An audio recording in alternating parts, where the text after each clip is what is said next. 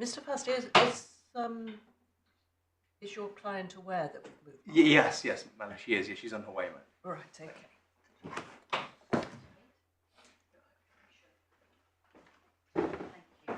It is warmer in here. It is warmer, isn't I it? feel it.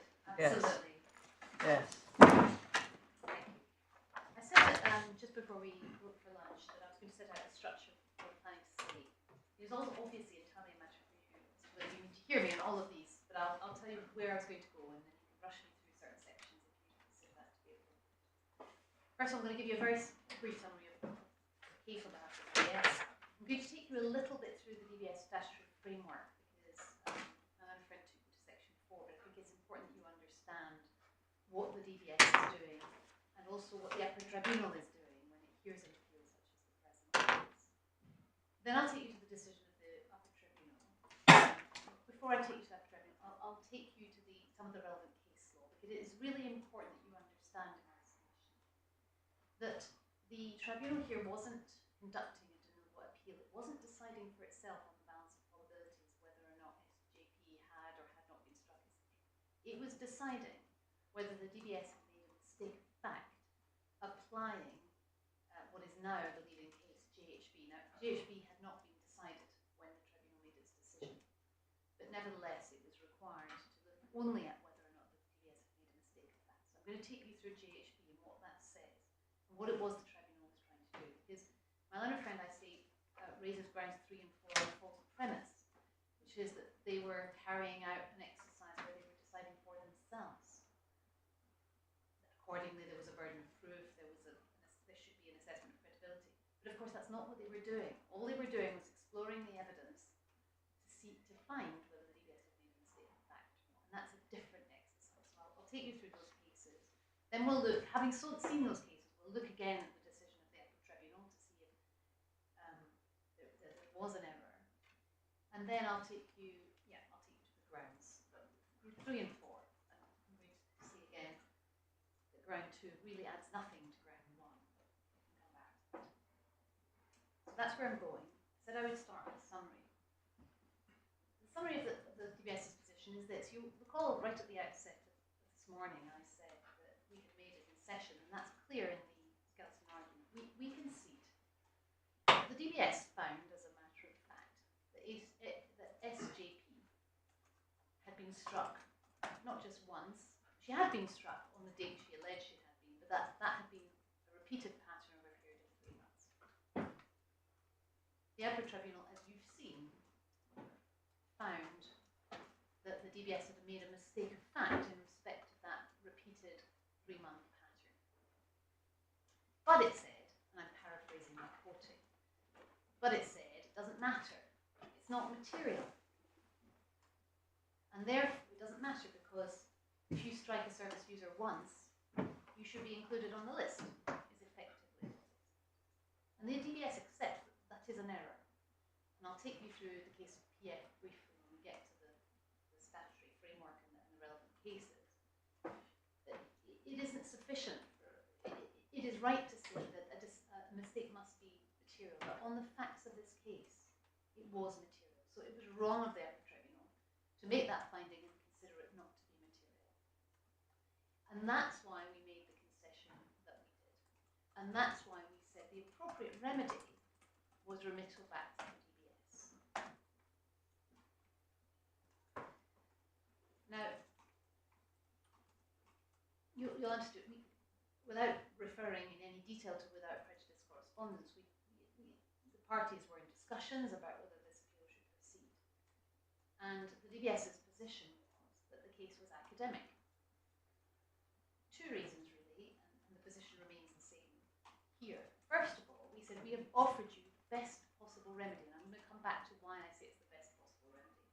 We've offered you the best possible remedy. We also offered you the only remedy that you sought in the Appellants Notice. And I'll come back to that. And secondly, in any event, your other grounds of appeal are not made out. So that's the DBS's position. But it's important to see on the second of those, the grounds are not made out. It is really important to understand, and that's why it's important that I take you through the statutory framework and the relevant case law. It's important to understand the role of the tribunal. It is unfair to judge the decision of the tribunal by reference to it is not the primary decision maker. It was not carrying out a primary decision maker's role. It was not conducting a de novo hearing. And it's unfair to criticise it by reference to tests which apply to a decision maker who is making a decision on the balance of probabilities as to whether certain facts are made out or not. But I promise you I'll take you to the cases. Our position, in short, is that yes, ground one is made out. This matter ought to be remitted back to the DBS, but that the other grounds are not made out. It is important, before I move on from my summary, to understand that at no stage has the appellant asserted that the tribunal made the remaining finding is a finding that she was struck once. That's the finding that was not preserved, but it was the finding of the tribunal that the DBS had not erred, had not made a mistake of fact in finding that SJP had struck once. It has not been pleaded as part of this appeal that they were wrong to find that. They don't say the DBS and the Upper Tribunal made a mistake of fact in coming to that conclusion. What they do say is there was an error of approach with burden of proof, there was an error of approach when it comes to credibility. They don't challenge that. So the reason why the DBS says actually this case is academic and actually you could only ever really end up at the DBS is because, as I will show you, there was plainly evidence before the tribunal that she had been struck on at least one occasion, at least on the test that JHB tells us is the correct test. And on that basis, even if you were to remit to the Upper Tribunal, given that there would be no finding from this court that there was an error of fact or mistake of fact in relation to that finding, we would only ever end up in the same position. So even if there was a de novo hearing. Now, that's all quite complex, so I promise I'll unpick it as I go along. But that's why I say ultimately we will end up, even if we go back to the Upper Tribunal, we'll end up in exactly the same position. And I'll show you the evidence very briefly. But more importantly than the evidence, it is not being suggested to you today that finding of the tribunal, which was also a finding of the DBS, was not open to it. You're looking at me slightly incredulously, so I'm just check that I haven't stepped too far there. Well, it seems to me that that's what Mr. Fasley is saying, that they shouldn't have made that finding. Yes, but they don't do so. He doesn't do so on the basis that it amounted to a mistake of fact. So, Well, but can you just assist me, Miss Buttery? So, are you saying that if the Upper Tribunal, in conducting the exercise that you say it was obliged to conduct, yes, says as it says here, the board was wrong in saying that this took place over 3 months. There's evidence to suggest it took place on one occasion. That it's not obliged to explain itself in order for us to say whether or not it's made a mistake itself. well, that's not what it's doing. What the tribunal is doing, and this is in case of JHB, is what the Court of Appeal said in JHB is you can't just, as a tribunal, you can't just say, let's look at the evidence, let's decide what happened, and if it doesn't accord with what the DBS concluded, then that must mean the DBS made a mistake of fact. You can't do that. You can't even look at the evidence until you've identified whether there was a mistake of fact or not. And I promise you I'll take you to that case. So all they're doing is looking at whether or not they can identify something that was wrong. That's the wording from JHB. Something which is outside the generous ambit of discretion afforded to decision makers, I think is exactly the way they put it. So that's what they're looking for. They're looking for a mistake. So in the tribunal decision that we're looking at, Yes. that's not explained, is it?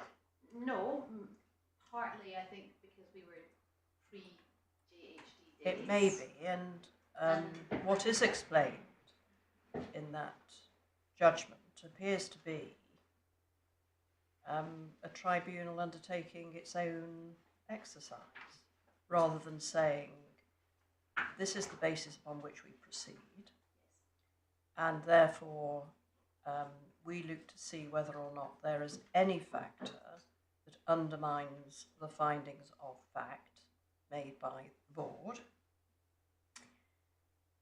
And we find that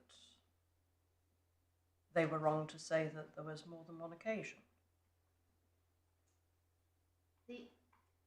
What they should have been asking themselves is, post-GHB, and I know that GHB is treated as having always existed for these purposes, but what they should have been asking themselves is, what are the findings of fact? Findings of fact are that she struck her, and that she struck her over repeated periods. Were those two findings within the realm of reasonable conclusions a decision maker was entitled to reach? Yes or no? In order to do that, it does have to explore the evidence a little. Of course it does. But ultimately, that's what it's doing. It is not assessing the evidence for itself. It just isn't. That's So, not. in Well, that I think you'll case- have to, speaking for myself, you'll have to take us to Yes, of course. I quite accept that JHB says, obvious, that it's obvious from the statute that the Upper Tribunal cannot decide appropriateness for itself unless the factual conclusion means that only one result is rationally possible. But I think you'll have to show us. You seem to be saying that mistake of fact in the statute has been held to mean going crazy. It's been held. It's definitely narrowed, because I can tell you, I'm sure the DBS won't mind me saying so, but the tribunal had started on a pattern of deciding cases by looking at all the facts, hearing the oral evidence, deciding what was established on the balance of probabilities, and then saying, well, because the decision we've reached is different to that of DBS, that must be a mistake of fact. And eventually the DBS said, well, that's just not how it works, actually, which is why they went to the Court of Appeal and GHB. All right, well, let's have a look at JHB. Oh, do you want to look at okay. Yes, please. Yes, of course. All right. You've said about 5 times, you promise you'll come to it. But let's I'm come going to to show you the other parts of the legislation first, but we'll do it in the reverse order. So GHB, just give me a moment to find my notes on it, is at page 163 of the bundle. Now, very briefly on the facts, GHB had a conviction for effectively having had sex with a 13-year-old girl and getting her pregnant. But there were also other allegations that were proven on the balance of probabilities, that he had non-consensual sex with a 16-year-old after he got out of prison. And then also there was also an allegation about which we didn't have very much detail, but he had got into a bed with 2 women who were sleeping and without their consent. Now, you'll see that there was the discussion section starts at 90, paragraph 90 on page 178.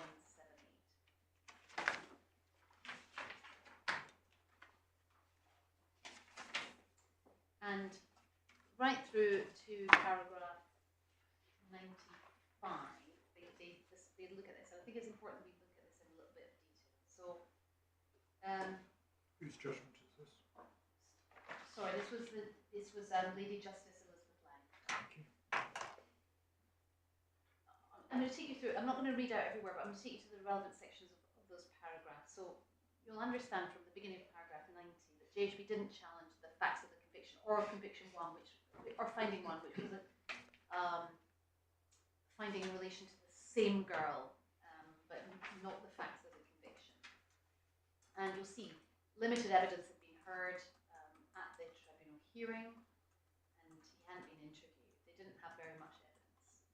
And I mean, we're looking at this case ahead of PF, but it's right to say that in PF the DBS was therefore the starting point. GHB did not claim that the And then the court says that the Upper Tribunal could not exercise any powers on the appeal, therefore, unless it identified an error of fact in the approach of the DBS to the findings of fact on which the decision was based. These findings were the conviction of the offence, etc. 1, 2, and 3. These findings of fact did not include assessment. The UT was not. Well, hang on a second. You missed out Sorry. some vital words in the middle of that paragraph, which JHB did not challenge. Yes, that was the conviction. Yes, but he did not challenge before the tribunal the conviction. No, he didn't challenge, but he did challenge findings 2 and 3. Findings 2 and 3, and the 2 was the controversial one. 2 was the allegation that he'd had non-consensual sex with his 16-year-old girlfriend, and that was. Yeah. Before we get into the facts of this, Of course. may I just ask the question I was going to ask, which was, Sorry. on the basis that you're saying, the thing for the Upper Tribunal to do is to say, was there evidence upon which the DBS could have made or reached this decision? Why then would they hear any evidence on anything? Because they're just looking at the evidence that was before the DBS. They'd be dealing with it on submissions, wouldn't they? Because PF says that you're entitled to take into account new evidence in order to establish a mistake of fact. Right. So, for example, say the DBS had said, we think you are responsible for this one sexual offence against a child. And then on the evidence, that was perfectly permissible. But then an individual turned up on appeal and said, actually, I can now prove that I wasn't there, or they've got the wrong person because I now have a new witness who has come forward. Then the tribunal is empowered to hear that new evidence, and it can say, despite the fact that that evidence was not available to the DBS, I am satisfied that the DBS decision contains a mistake of fact because I've heard new evidence that establishes that.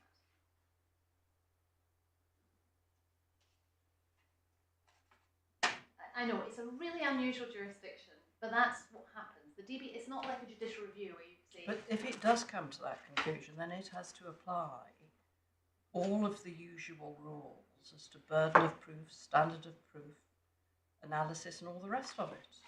Well, it doesn't. It doesn't. It does have to do a limited exercise because it will have to look at this new evidence and decide whether it establishes that the decision of the DBS was wrong. And I'm coming on to show you the paragraphs. Well, yeah. Before we do, and I'm sorry, it's sounding like a cracked record.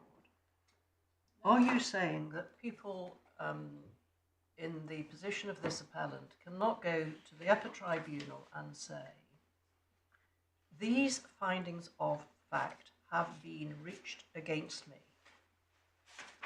on an erroneous basis? The caseworker for the DBS misdirected themselves. And in those circumstances, the conclusions that have been reached are mistaken as to the facts. They can, if there was a misdirection as to approach, it would be error of law.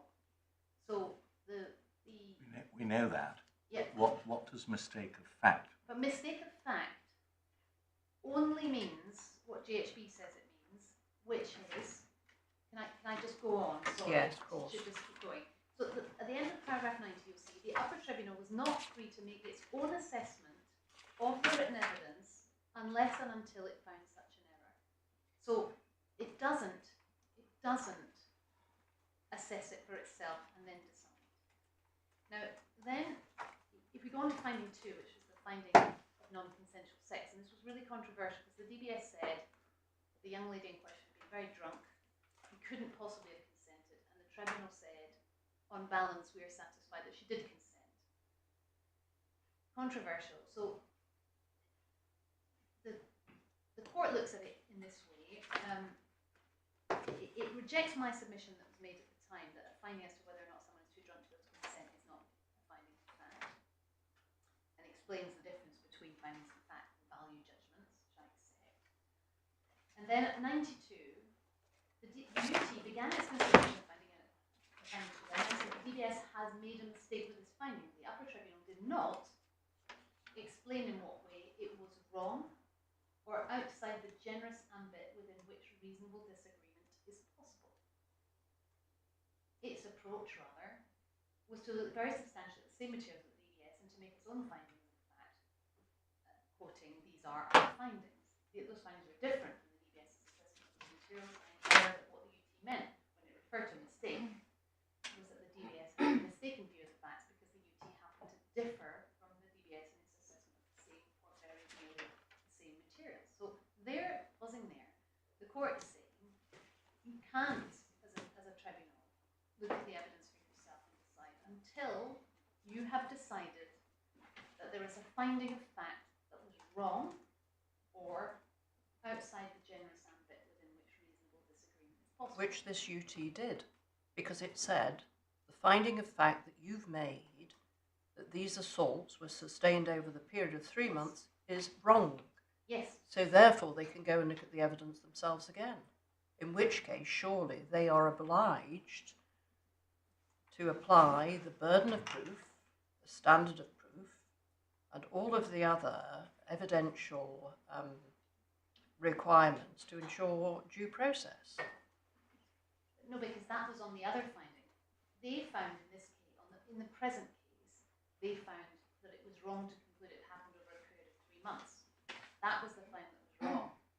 Well, it's a wrong finding, so doesn't that open the door? No, because the other finding was about the one time that it happened, the one occasion, and it did not find that there had been a mistake of fact in respect to Did that. the DBS, Miss Portree, Yes. actually find that on the stated date, the date that the Upper Tribunal said the one assault they are satisfied did occur, did the DBS make that finding? They put it in this way. They said, we can look at the decision letters if necessary, but they said, repeated pattern of assault over 3 months, ending on X date. So they didn't then? Well, They didn't say, I on the inferred- 16th of May, you assaulted SBJ with a shoehorn or a spoon, causing injury to her eye, and thereafter, or in the midst of which, in the middle of a period of sustained cruelty or whatever. They certainly did not put it that way. What they did make clear, though, and why it was open to the tribunal to split it in the way that they did, I see, is that they concluded that she had that was the last day on which it occurred. And if that's the last day on which it occurred on that day. I think I can't put it more highly than that, but that's got to be the case because then it ended. And that's the day where there was considerable evidence as well, because on that, that's when there was evidence of injury. That's when she reported it to parents. That's when she reported, she went on to report it to the carer, to the social workers who presented themselves, and to the police. So actually, the best evidence was that it had happened on that day. That was the best evidence. So the DBS was entitled to say, subject to the concession I make today, of course, but it was entitled to say it happened over a repeated period, ending on this day, and it must have meant, and it did mean, that it had happened on that day. That's when it was all triggered. That's when SJP explained what happened. Well, you're going to take us to that in due course, I'm sure, but yes. But you're saying that that was not a sufficient difference, that despite the Upper Tribunal finding that the DBS had made a mistake of fact, that still doesn't open the door to the final sentence of paragraph 90. That's what you're saying. It doesn't, because we're bearing in mind the way the legislation works.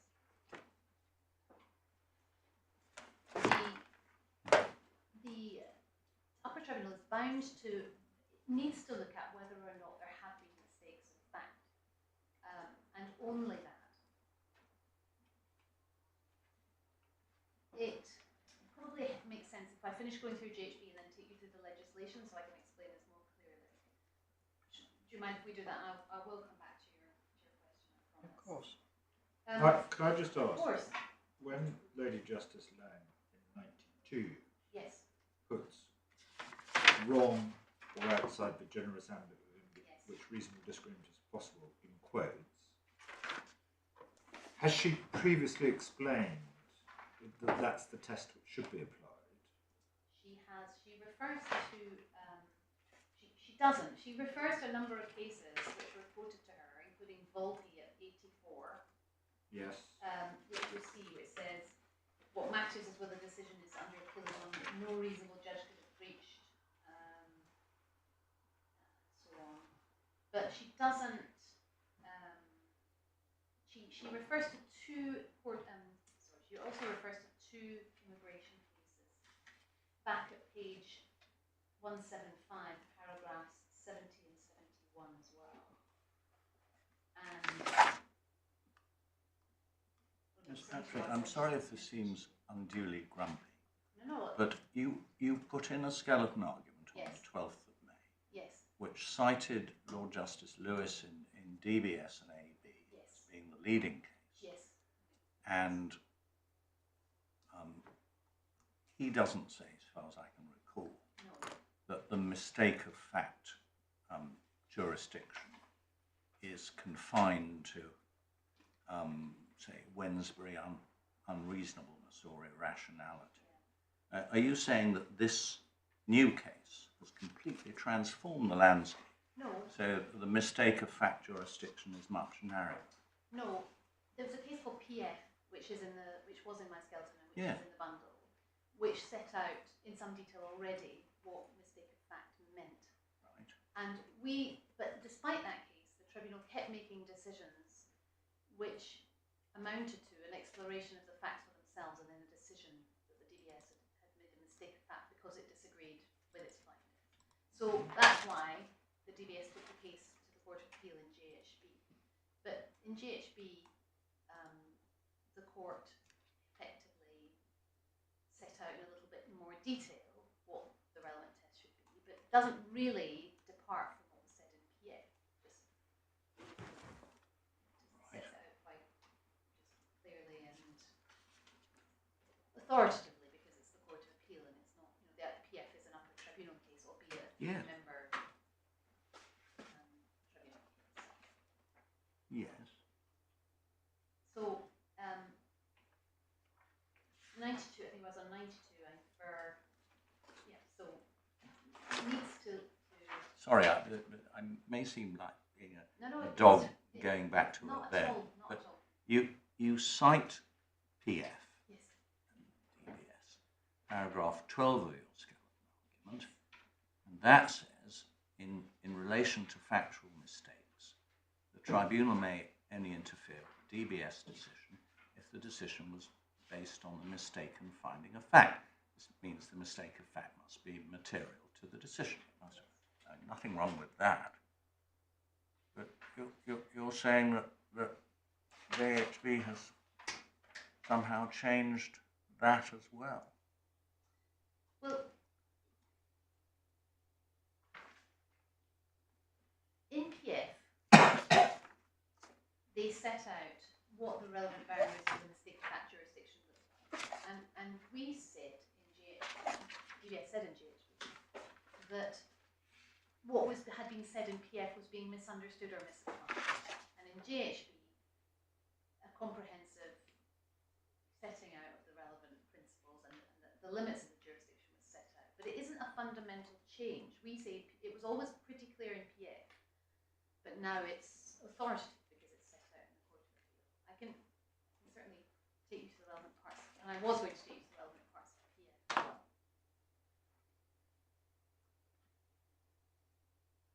I'm not sure whether that answers your question. I'm not sure. It doesn't really. You're showing us this new case. It's not in the skeleton argument. What I want to know is what has it changed? I think I did refer to it in the skeleton. It hadn't yet been decided, but it had been argued. Yes, you said it was Yeah. it was on appeal. It Yeah, was it on was appeal to coming. the Court of Appeal. Perfectly reasonable thing to say as of the 12th of May. But what I don't understand is what you say has changed from what was set out in your skeleton argument on the 12th of May. I'm going to have to look back at that stuff. Just give me a moment. Said in my skeleton.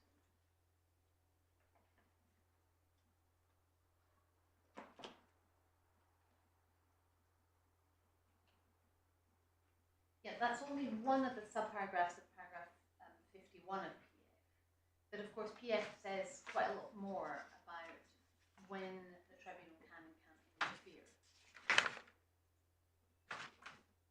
And what has changed is that there is now a Court of Appeal decision which sets out precisely what the limits of the mistake of fact jurisdiction are. Previously, it had been touched upon in PF. The Court of Appeal refused permission in PF to go any further. And the DBS appealed on a different decision in order to clarify the point. That there hasn't been a fundamental change. We say it was always the case, the DBS says it was always the case, that mistake of fact is not the tribunal considering all the material for itself and then reaching a decision. It is only looking to see whether individual findings are wrong or outside the generous ambit within which reasonable disagreement is possible. That seems to me to be a fundamental change. And if that is right, then the sooner the Supreme Court get their hands on this jurisdiction, the better. Because of Article 6 concerns, or? Well, you're here to do the appeal, not to. Yes, I know. So, but shall we move on? Absolutely. I'll take you to the just the relevant parts.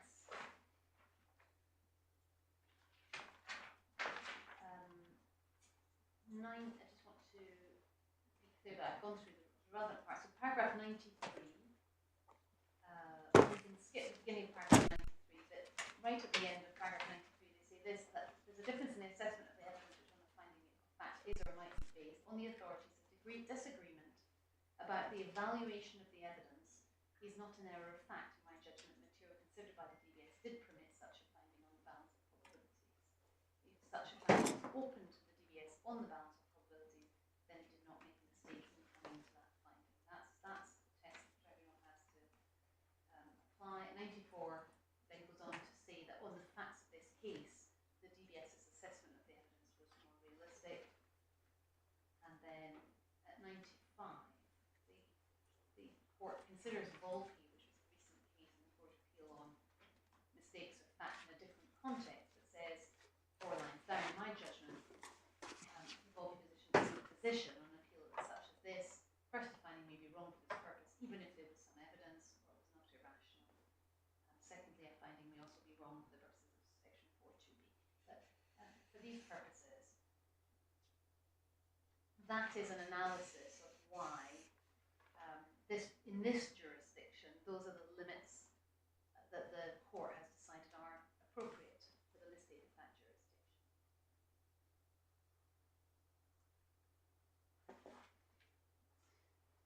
Does that assist on GHB? I'm happy to go back. I don't know the extent to which you want me to go back to the legal framework briefly. I know that you really should have said at the outset that I'm sorry, you wanted to go to the statute first, and no, perhaps I shouldn't have interrupted. But please, it's absolutely fine.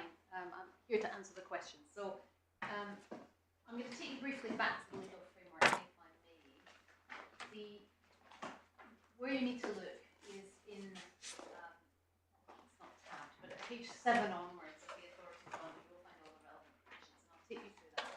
But before we look at them in any detail, the disclosure and barring service, as you know, has a number of roles, including carrying out DBS checks and so on, as I'm sure most people are familiar with that. But it maintains, as you will have seen from this case, an adults list and a children's barred list.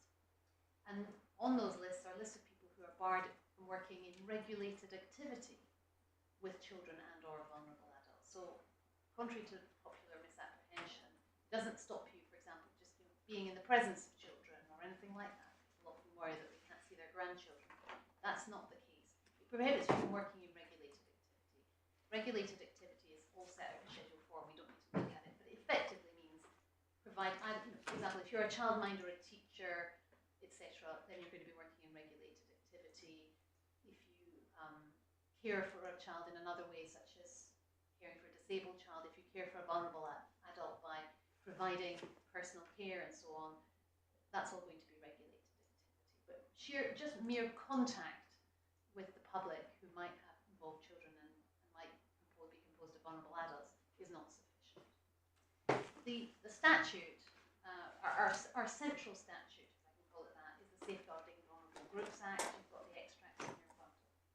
And you'll see if you just turn to the first section that we put in there, section 2 on page 10 of the authorities bundle, that we are required, the DBS is required to maintain a children and an adults barred list. And then it sets out a number of schedules, which Schedule 3 is the key one, which applies for the purposes of determining whether or not someone should be included.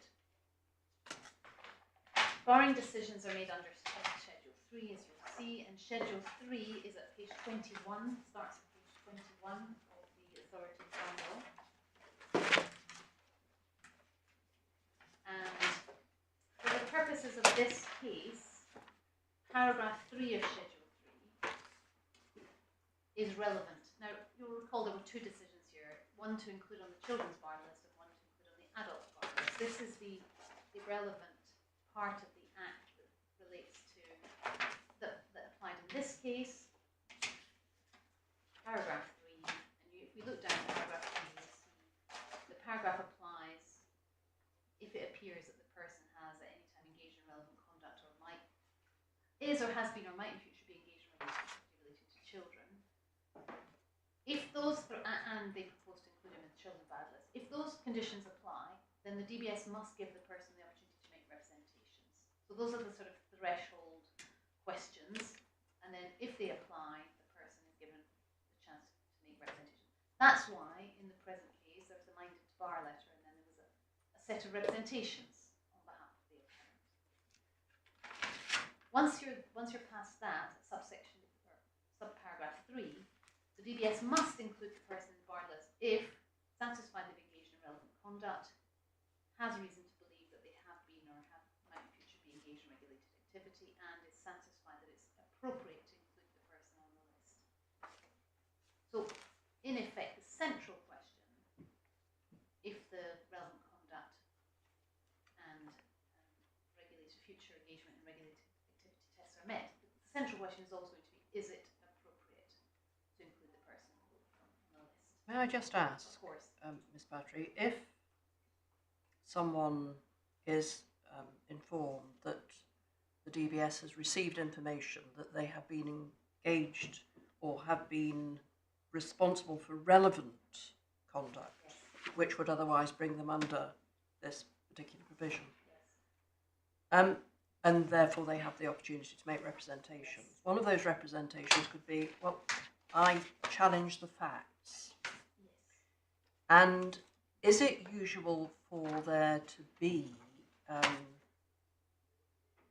merely a consideration on the papers by the caseworker, or would it ever go to the stage of a hearing being conducted by the DBS?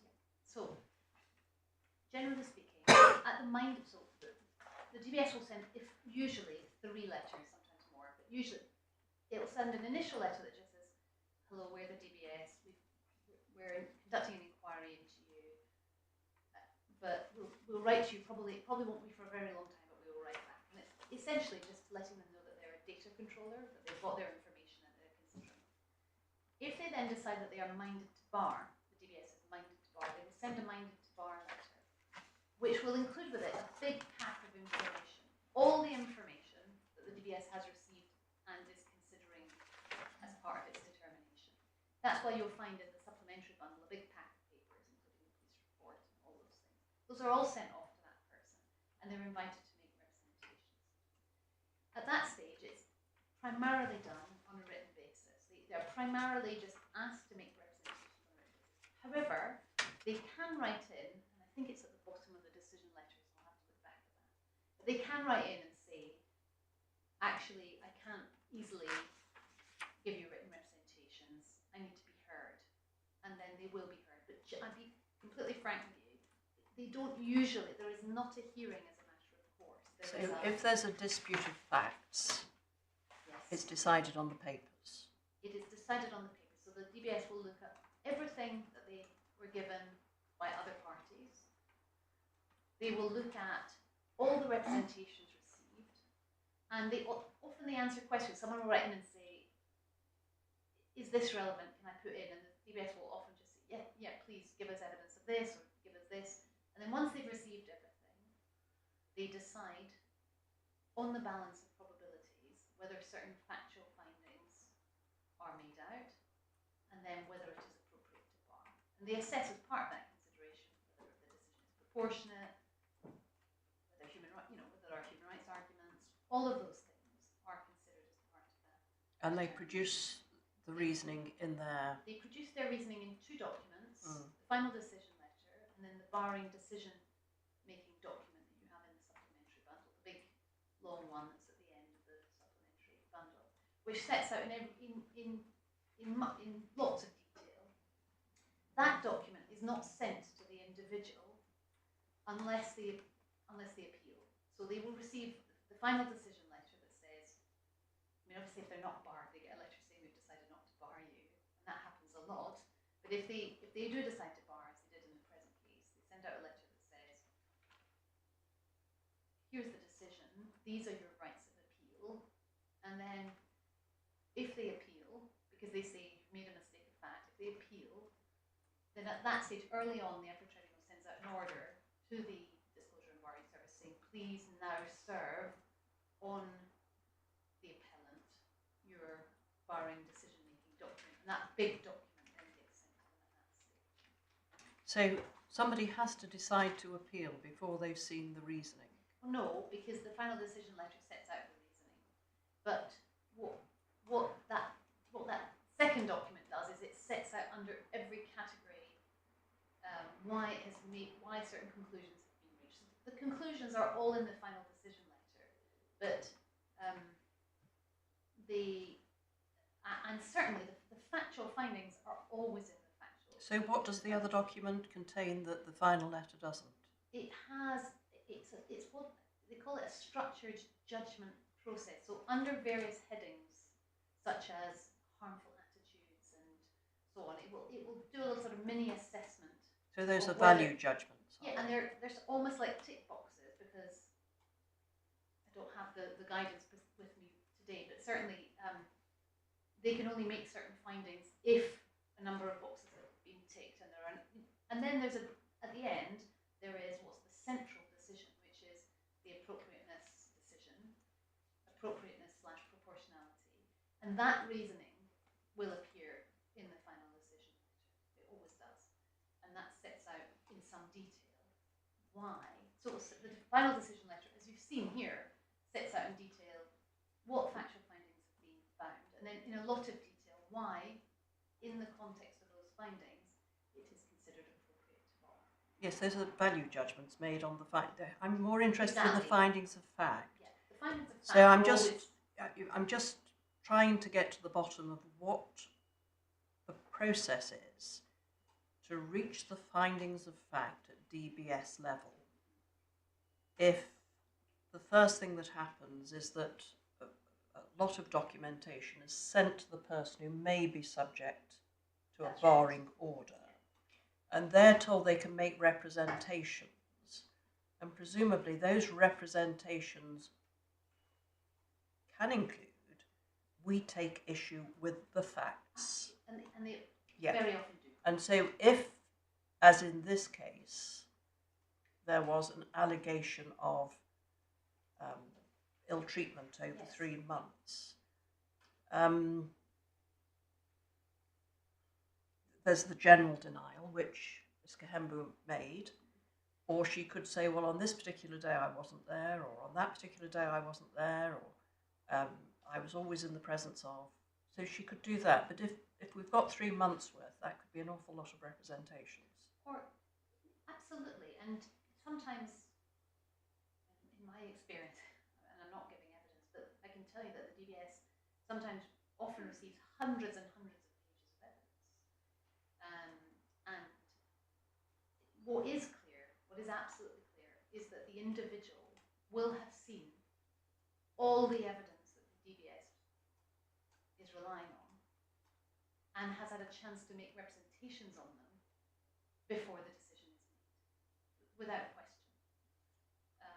We do not rely on anything new without seeking representations on it. So even if, I was going to take you on to this in a moment, but paragraph 13 of Schedule 3 gives us a very wide discretion to consider evidence from pretty much any source we are required to take into account.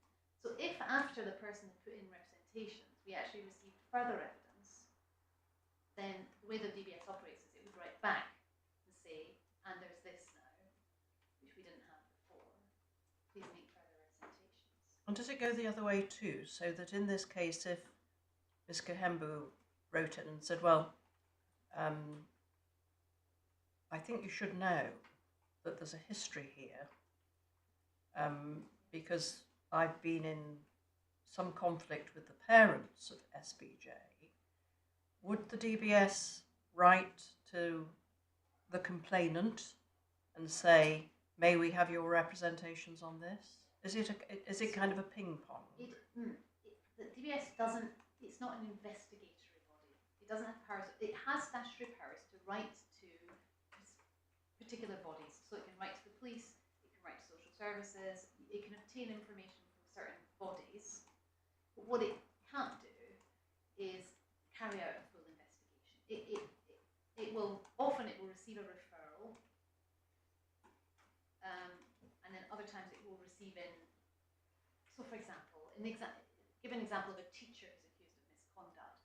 Quite often, it will have a pack of information sent in from the school, for example, with handwritten accounts from pupils. It will have witness statements from teachers. It has, there may have been a disciplinary process, and it will have all the records of the disciplinary process. It has all of that. It doesn't investigate. And my learned friend said earlier, well, MN was other care was never produced and didn't have a witness statement. That is to misunderstand the role of the DBS. We do not investigate. We are given information. We give an individual a full opportunity to respond to that, all that information, good, bad, and ugly.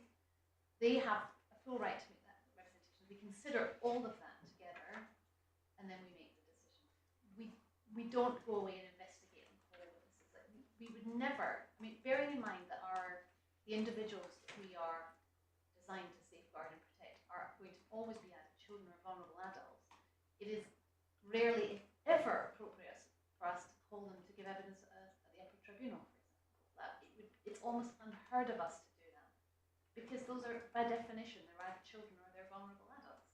So we would never call SJP to come in and give evidence. Of course we would. Oh, I think you're going off the point a bit. Yeah. I'm just worried about the process at the moment, which you're seeking to defend, which says it's not inquisitive. I can understand that. But if the DBS decide upon all of the material before it, whether or not, on the balance of probabilities, the complaint's approved, I'm just anxious to understand what would happen if, as in a case like this, there was a suggestion that there was a motive for lying. How that's determined if you don't.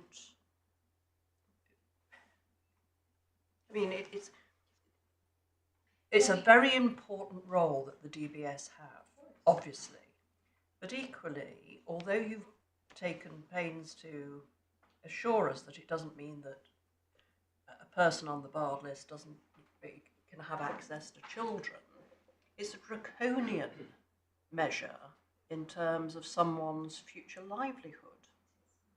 So that's why I'm anxious to know exactly what it is about the process that you say is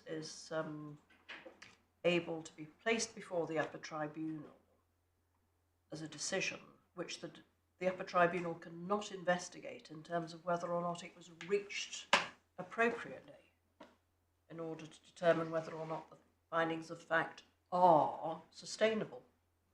No, I understand. I will take you to section 4 in just a moment, and I'll All explain right. what the limits are. So we were on paragraph 3 of Schedule 3, I think we were. Yeah.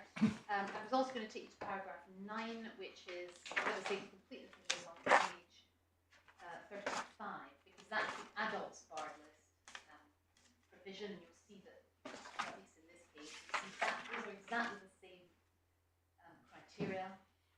And then paragraph 13, Schedule 3, is on page 43. And remember I said that there's a provision that allows us to take into account anything. The DBS must ensure that in respect of any information it receives in relation to an individual from whatever source or of whatever nature it considers whether the information is relevant to its consideration as to whether the individual should be included in the barred list. And then that doesn't mean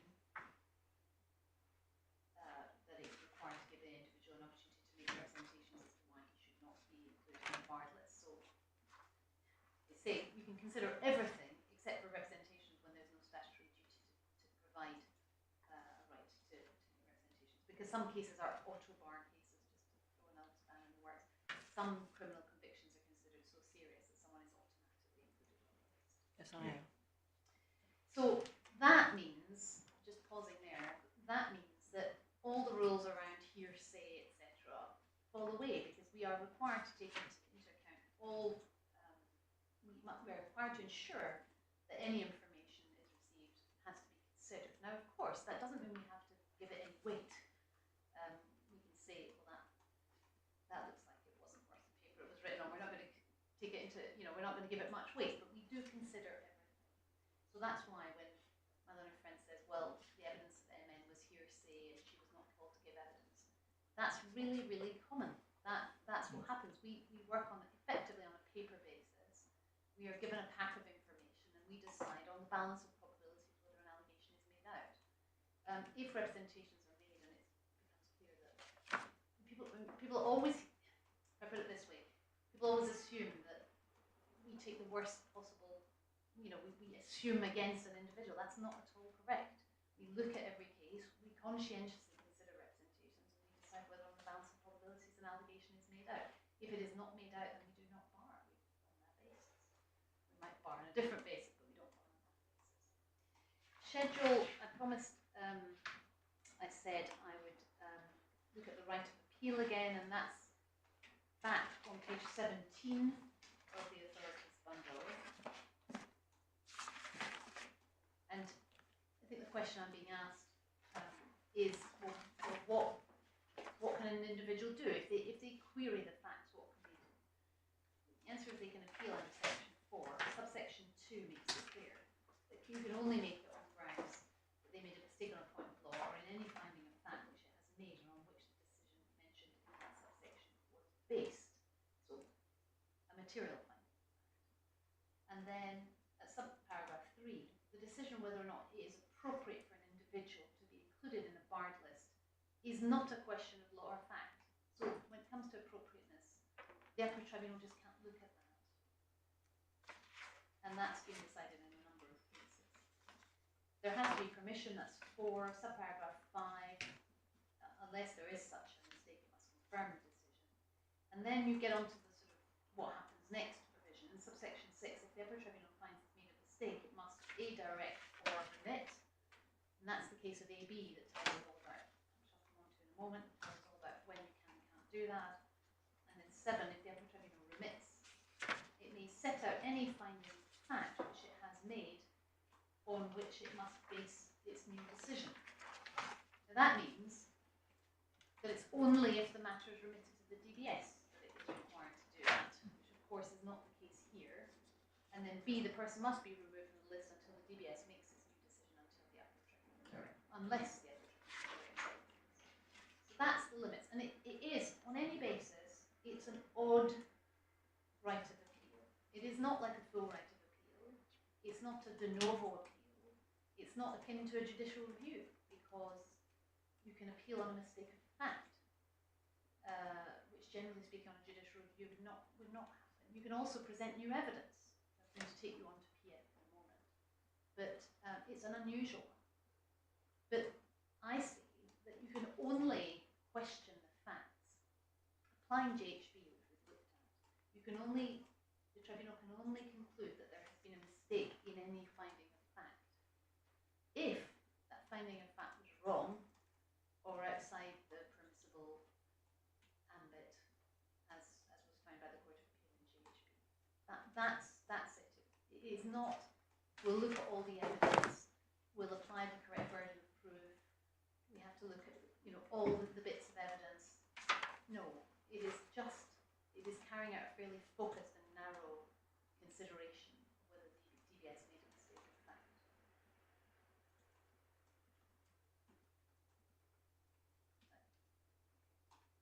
Can I take you then to PF very briefly indeed? If we turn on to page 136 of the authorities manual.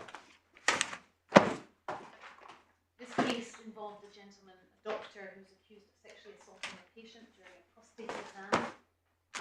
But for the purposes of this, the facts are irrelevant. They were asked, as we'll see, to look at section 4.2b, and paragraph 21 onwards, they start that analysis. Really, the only you can look at a number of paragraphs in this, but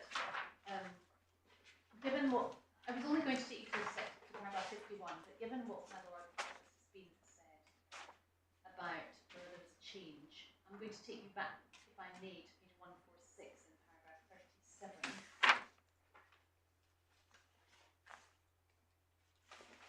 And 38. And you see that the DBS takes the view that PREF had already made this point. I'm going to ask you just to read paragraphs 37 and 38 to yourself rather than me read it out.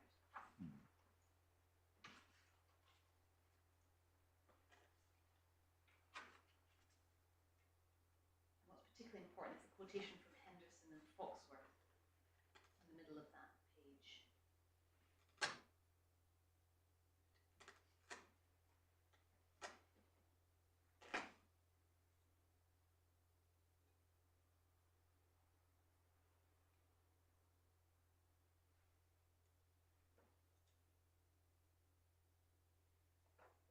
Hmm. 39 is significant as well, isn't it?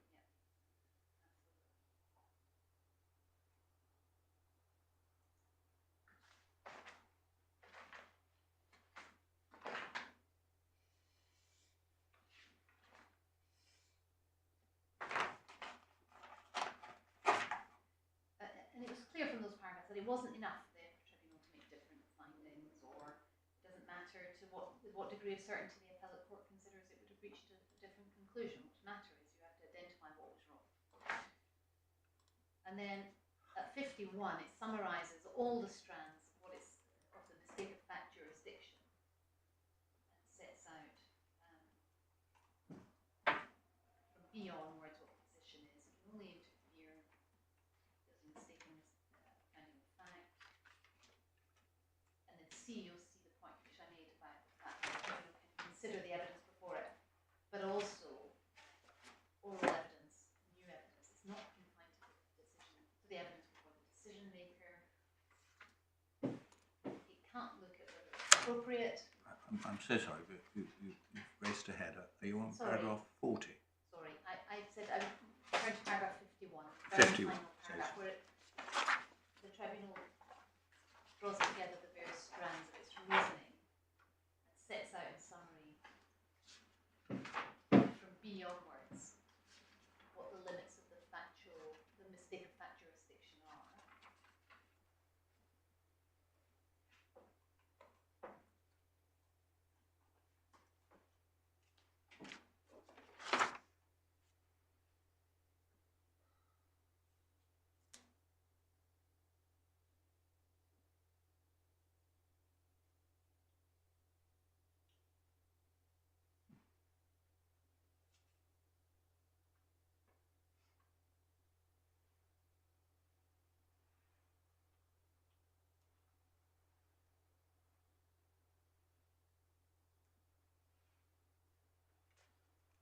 See that Judge Jacobs was a member of this He tribunal.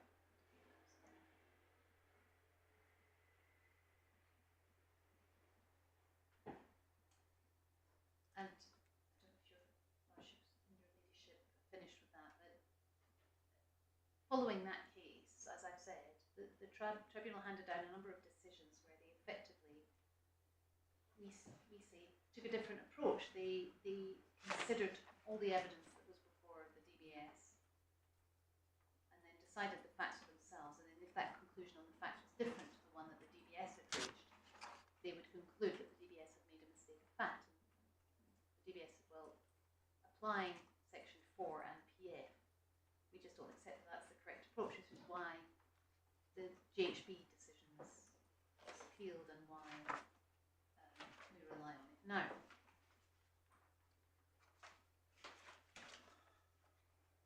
I don't just rely on these cases. I'm going to come on to AB in a moment, but I don't just rely on these cases for the purposes of establishing what the tribunal needed to be doing on the facts of this case. My learned friend also said in the skeleton argument that there is a principled point to be decided in this appeal. And I'm afraid I don't understand what it is, because PF and GHB are the two cases on mistake of fact jurisdiction. And the case law is relatively well settled now. So, although my friend says in the skeleton argument there's a point of principle for you to decide, I'm really not quite sure what that is. And it wasn't expanded upon today what the point of principle was.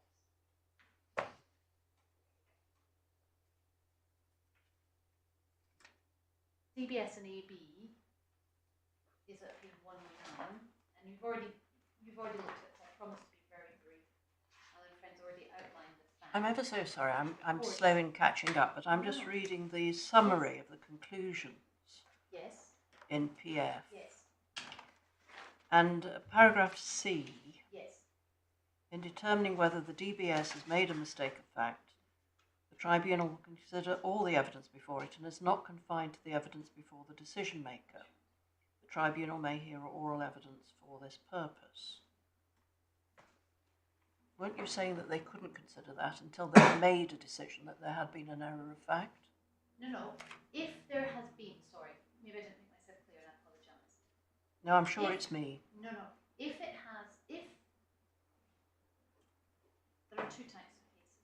There are the types of cases where someone comes along to give oral evidence and gives new evidence. So, for example, I can now prove that I was actually on a plane at the time of the offence, or there are two John Smiths and this was not John Smith. It can absolutely do that. And the tribunal can then say, I'm satisfied that the DBS's decision that you did X is a mistake of fact, because it wasn't you. You weren't there, you were on the plane, or you're the other John Smith. That's one kind of case. But then you have the other kind of case, which is generally the most common type of case, where effectively the tribunal is considering the same evidence as the DBS was. Either because a person doesn't give evidence orally, or because even though they do give evidence orally, they are adding nothing new. There is nothing new to the argument. They simply say, as I told the DBS, I didn't do this, or there is no new factual material. Now, if that's right, if the tribunal is considering a case where there's effectively no new factual material, then GHB tells them that they don't consider all the evidence for themselves and decide what happened. They must only look at whether or not the findings of fact are wrong outside the generous ambit. That's all they can do. So I'm going to take a very extreme example. Please. Suppose the Upper Tribunal receives a submission that it's come to the attention of JF or JS or whichever initials you want to use, that the DBS caseworker who made the decision was in fact the cousin of the complainant. Are you saying that the Upper Tribunal couldn't say, well, there's an obvious error in process here, we can't look at the evidence? That would probably be an error of law, though, wouldn't it? It would probably be,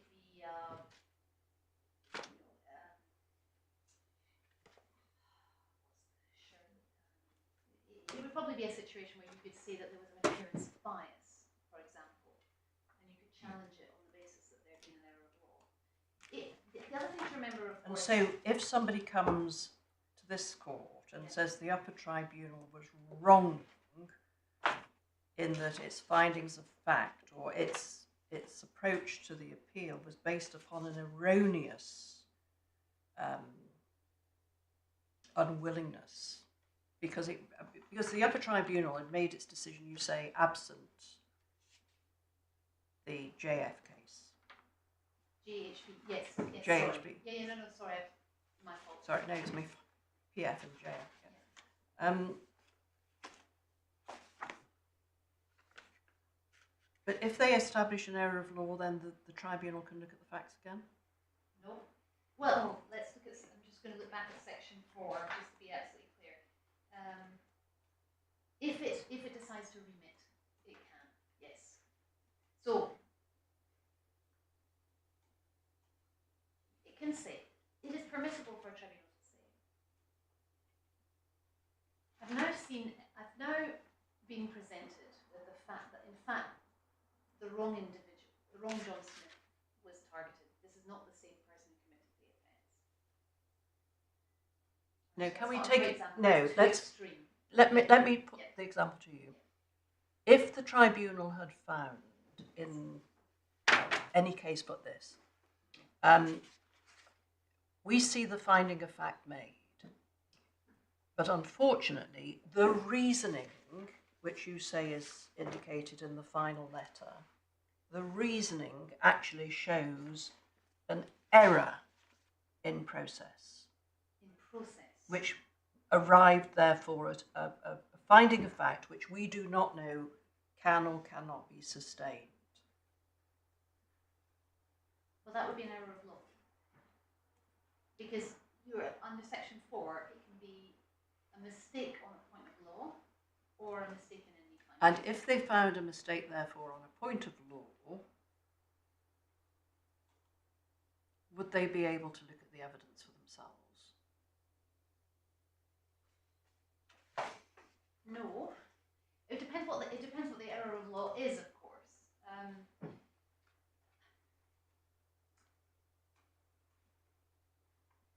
If it decides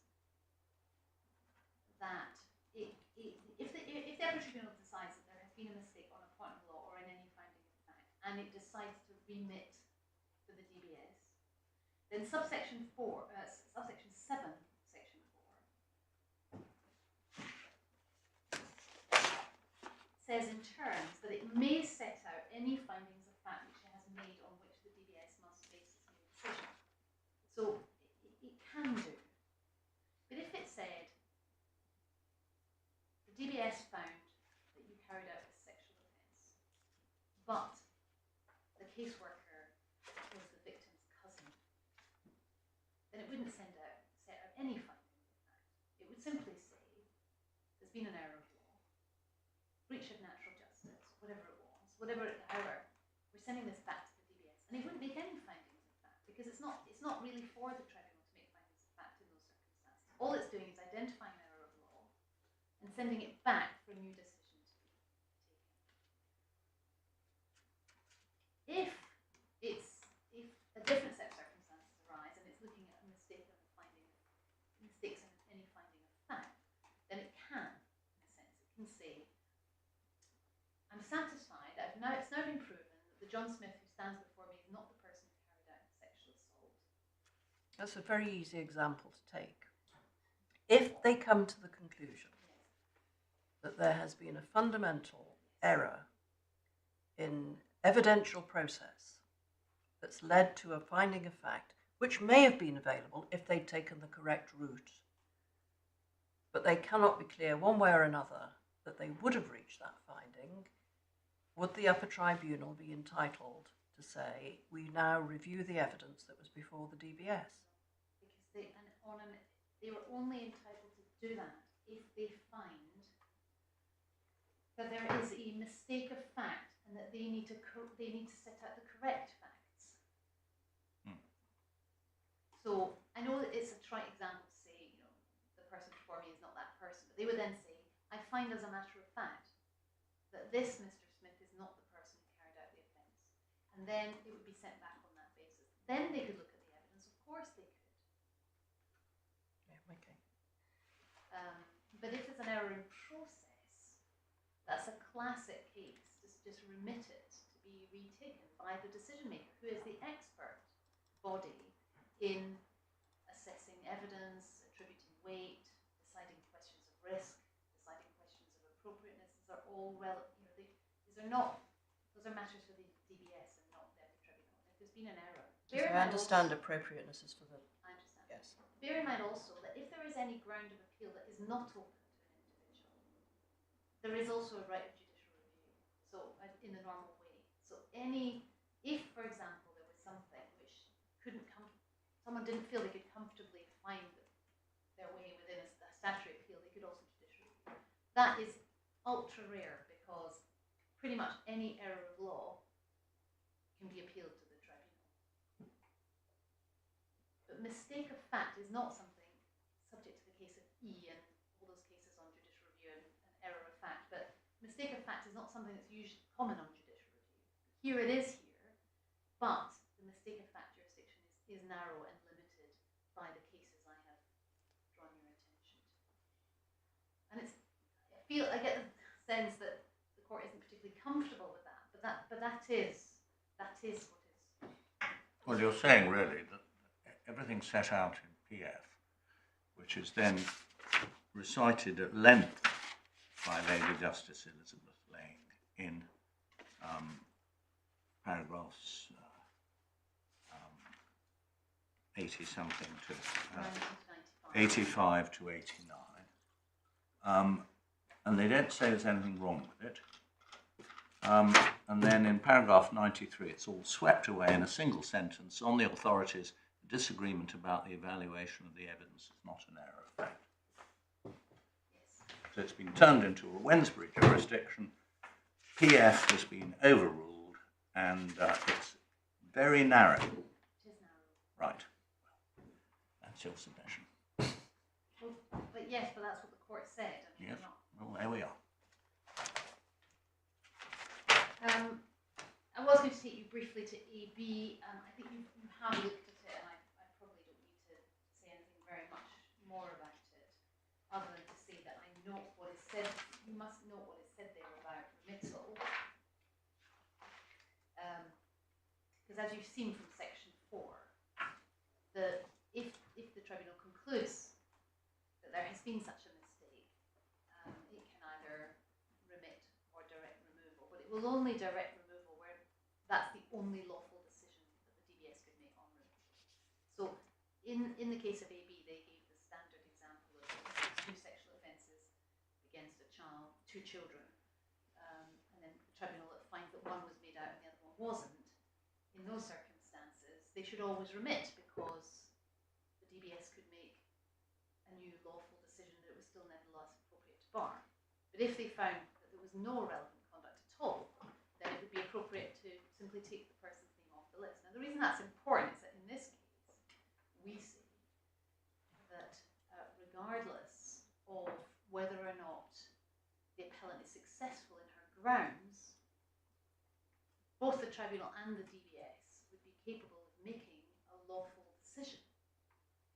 And even if those grounds are made out, and therefore, it would never be appropriate for this court, and it was not appropriate for the tribunal to direct remove. But I think from my submissions earlier on today, I think the court is understood that. That's why I want to labour it, this point about the third remedy being taking off the list. That's not open on the facts of this case. And my learner friend says, but what about the AA case in 2023, where the tribunal found some facts proven, but still directed removal? And the answer to that is that that's because they found the decision to be disproportionate. And if you find an overall decision of the DBS to be disproportionate on appeal, then there's 0 point in sending it back to the DBS, because the DBS could never make any other decision other than to say, yeah, okay, tribunal have found it's disproportionate. There would be there's no room for manoeuvre. So it would be appropriate to direct removal. But that's not this case. No one is suggesting that the findings of the DBS or the Upper Tribunal were disproportionate or irrational. The points being made are around process and around burden of proof and credibility. So it would simply never be appropriate on the facts of this case for either you or the Upper Tribunal, frankly, to doubt out removal. The only circumstances in which that would have been appropriate is if they had found that the appellant had never struck the service user. Of course, that's not what happened. So those are the cases. I said I would take. I take it from that that implicit in that is a submission that on the Upper Tribunal's finding that there was one assault, Yes. it could still be appropriate for the DBS to put her on both lists. Well, in theory. In theory. Because I can assure you that we don't prejudge these matters. If the matter is remitted to us by you, then we will consider the matter afresh, taking into account, of course, the tribunal's findings. But yes, there is no prejudgment. At the moment, the reason why we made the concession we did is that at the moment the decision has been made more globally on the basis that this wasn't just Yes. that it was repeated behaviour. Yes. So until the decision maker comes back to remake that decision, we don't prejudge it. It is theoretically possible that we might continue to bar. It is also theoretically possible that we will say one occasion is not sufficient. It is not appropriate to bar in those circumstances. I just don't know. And that leads me neatly on to the questions that were asked earlier about who makes the decision, the caseworker. The court asked me who would make the decision. The answer is it would not be made by the same decision maker. And the reason for that is decisions are made by caseworkers in the decision-making unit. And if the case is remitted back to the DBS for a fresh decision, it would then move to an appeals caseworker, so a new decision maker.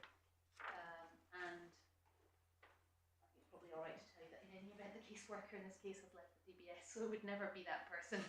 But I can tell you that there's a different category of people that deal with a case on remittal. I was also asked roughly how many caseworkers there are. I think that, my lord, the answer is about 120 in the decision-making unit, and then there's the people who deal with appeals, so remittals from appeals. There are about 10. I hope that answers the questions that I was asked earlier. Can I then turn to the decisions of the DBS in this case and the underlying evidence very briefly? The two decisions in this case are in the core bundle at 49. The wrong bundle. Just give me a moment. They're at 49 and 60 in the core bundle. They're also in the supplementary bundle, but for these purposes, they are in the core bundle. The barring decision-making document, which I referred you to and explained what that was, is in the supplementary bundle at page 171. You don't need to turn that up now, but you will see that in that document there's the thought process of the DBS, but then also in different colours all the representations that have been received are referred to. So my learner friend didn't say to you today there are these representations that were not considered by the DBS, and that's because every representation is considered by the DBS and appears in that document. So it's clear that everything has been taken into account. But sorry, you referred to different colours. Where do we find it? Yes, so in the supplementary bundle,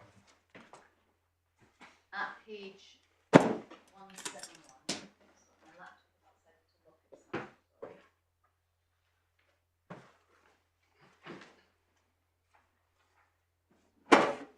You should find, do you have it in paper form rather than? Yes. Do you not have colours in that case? In that case, I'll explain. Sorry, that's my fault. So, if you look, for example, at page 177, you'll find a section that starts post-reps. Do you see that? And Yes. the wording is italicized. Yes. That is, my other friend referred to some of these pages earlier as being the reasoning of the DBS. It isn't. This is where the DBS set all the relevant representations it has received. So in my version, that appears in purple. I appreciate that in yours it doesn't. But if we look at the soft copy, it will be in colour, right? The soft copy will be in, certainly my soft copy is in colour. In page 179, you will then, there's another section that starts post-Rex children. You see that? And that in my copy is in red. Yes. And that sets out the representations that are received in respect of the children's Bibles. And then that continues. So from that page onward, anything that's in italics in your hard copy is in fact the content of representations that have been received by the DBS. Okay, well, it's a shame we haven't got the colour copy, but if we did, what would the significance of the colours be? Well, What does purple purple mean? means representations that were received in respect of the adults barred list, and red in respect of the children's barred list. And then, since we're on this document, we might as well look at it. You'll see that at the beginning there is an assessment. So just turn back to the right page. So allegations or circumstances, page 175. The allegation is set out in the left-hand column. There's then an evaluation of the evidence in the right-hand column. There is then a detailed consideration of the representations. That's all the section in italics. Any other relevant information. And then on page 179, the evidence evaluation outcome.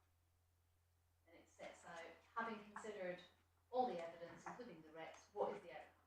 There then starts at page 181 what's called the structured judgment process, where they set out a number of factors which might be relevant to whether it is appropriate to bar. So you'll see, for example, some are blank because they're irrelevant. The first one is excessive or obsessive interest in sex, for example, which would apply in a different case but does not apply here. And you'll see that there's then no information about all of them until we get to page 184, emotional factor relationships. And 14, inadequacy, you'll see that the comment that's being made here under that factor is, here is for your report that Ms. P had been happy with the care provided by the appellant until mid-February 2015. No concerns have been raised about her performance prior to the allegations made against her. Is that an indicator or a counter-indicator? Is it in her favour or is it against her when it comes to the assessment? Can you give me the reference Oh, again? I'm so sorry. It is page 184. 184. And it's under the heading Emotional Factors Relationships, and it's section 14 of the form. Inadequacy? Yes. You have it. Yes, thank So you. can you see that under each of these headings, there's a ultimately the decision is going to be, is it appropriate to bar? There are lots of headings which set out the various factors that might be relevant to that. One of them is inadequacy. That's the first one that's referred to. Yeah. And it's one in her favour. They say, having considered the reds, there is evidence that she had an unblemished record prior to that point. You see that? And it's considered as a counter indicator, i.e. an indicator that goes counter the argument that she should be barred. And then if we keep scrolling down, my case scrolling down, if you turn to page 18, so section 18 of the form, page 185 of the bundle, you'll see that there is a section headed calluses lack of empathy, and then you'll see. So I'm not going to go through all of these, but what I can tell you is that under each heading, there is a consideration of any and all evidence that there is in respect to that factor, both on her behalf and against her. And that's how it works. Well, paragraph 18 that you've taken us to, callousness, lack of empathy. The indicator is on the basis of a finding of fact that had been made.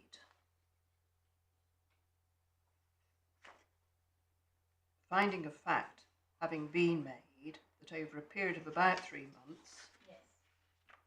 Miss Kihembo had struck Miss SP using one of 2 implements. So Yes. that's a finding of fact. Yes, there had been a finding. The finding of fact is directly Yeah. at the start of the document. I do, but these aren't findings of fact. The indicators. It's a No, they value aren't. judgment. Exactly. So make can the you remind findings- me why we're going through this? Because the findings of fact, in order to come to a decision on appropriateness, I was only taking you through this because I needed you to see the way that this works. But the findings of fact have been made, and then these are all relevant to whether, in those circumstances, it is appropriate to bar. But I think you're pushing at an open door.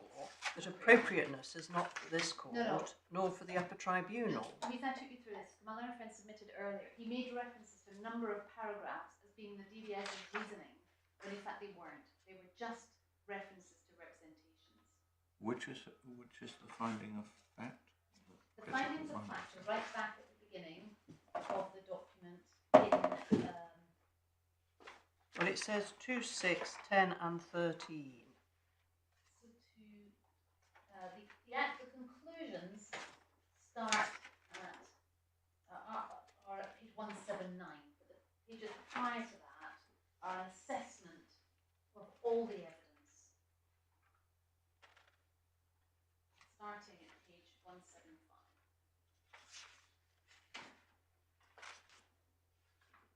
Yes. Well, that's the history. But where does the decision maker say, I find as a fact that this went on for 3 months? The bottom of 179, evidence evaluation outcome. So yeah, so there's a discussion of all the evidence, all the reps are taken into Oh, account yes. in the Thank relevant evidence, and then bottom of 179, top of page 180, there is the finding. Yes. Thank you.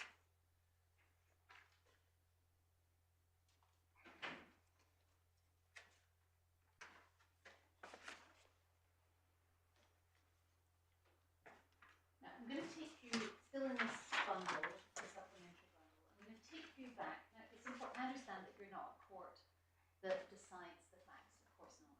But given that it was alleged before the tribunal that there had been a mistake of fact, and given that it's now alleged that there was a wrong, effectively an error of law in the way that those facts were approached by the Upper Tribunal, I think it's really important that you understand that the DBS's position has at all times been and remains today that it did not make an error of fact, did not make a mistake of fact in concluding that she had been struck on the 18th of May 2003. Where do we find that actual finding? Rather than at the base of 179, it appears on the balance of probability that during a period of approximately 3 months ending on 18th May, Patricia Kihembo repeatedly hit service user with a shoehorn and a spoon, causing red marks to her forehead and thighs and bruising to her knuckles and right eye. Now you can say, well, there's the right eye point that the Upper Tribunal pick up on. But the Upper Tribunal have said that the DBS were wrong to make findings of fact about the other 2 months, 30 days. So Yes, they have, and the reason why we conceded, I don't want to say too much about a concession, but the reason why the DBS has conceded that that was a material error is that there is no doubt that one of the central reasons for which it was decided that it was appropriate to bar is because this was a repeated pattern of behaviour. I understand that, but the question I'm asking is, what Mr. Falsey says, and I'm paraphrasing, is it is completely illogical for the Upper Tribunal to say there was evidence upon which they are satisfied the DBS could have made a judgment as regards one offence, when the whole gamut of the reasoning is during a period of approximately 3 months ending on, as though it was a cumulative process which led the DBS to that process. And the Upper Tribunal say, well, that's wrong. We're going to set those findings aside. Now, on that basis, not talking about appropriateness or anything else, or the concession that you've made that it's got to go back to the DBS, because obviously the Upper Tribunal did determine appropriateness. And you're saying, well, even though that's in accordance with what we had decided, it's wrong for them to have done so. I can understand that. You're skipping a vital point here. How can the Upper Tribunal come to a conclusion that, despite the document that you're now showing to us, it was possible to say they were wrong on the facts? If they explain it, the Upper Tribunal explain it, they say there was no evidence of injuries. Well, they've already pointed out the evidence of injuries that they had. There were photographs of marks on knuckles and marks on legs and things like that. Exactly. So they were satisfied, the tribunal, that, make it clear, the tribunal, not the DBS, but the tribunal were satisfied that, I'm happy just to turn to the Upper Tribunal's decision. They say... They refer to the injury to the eye only.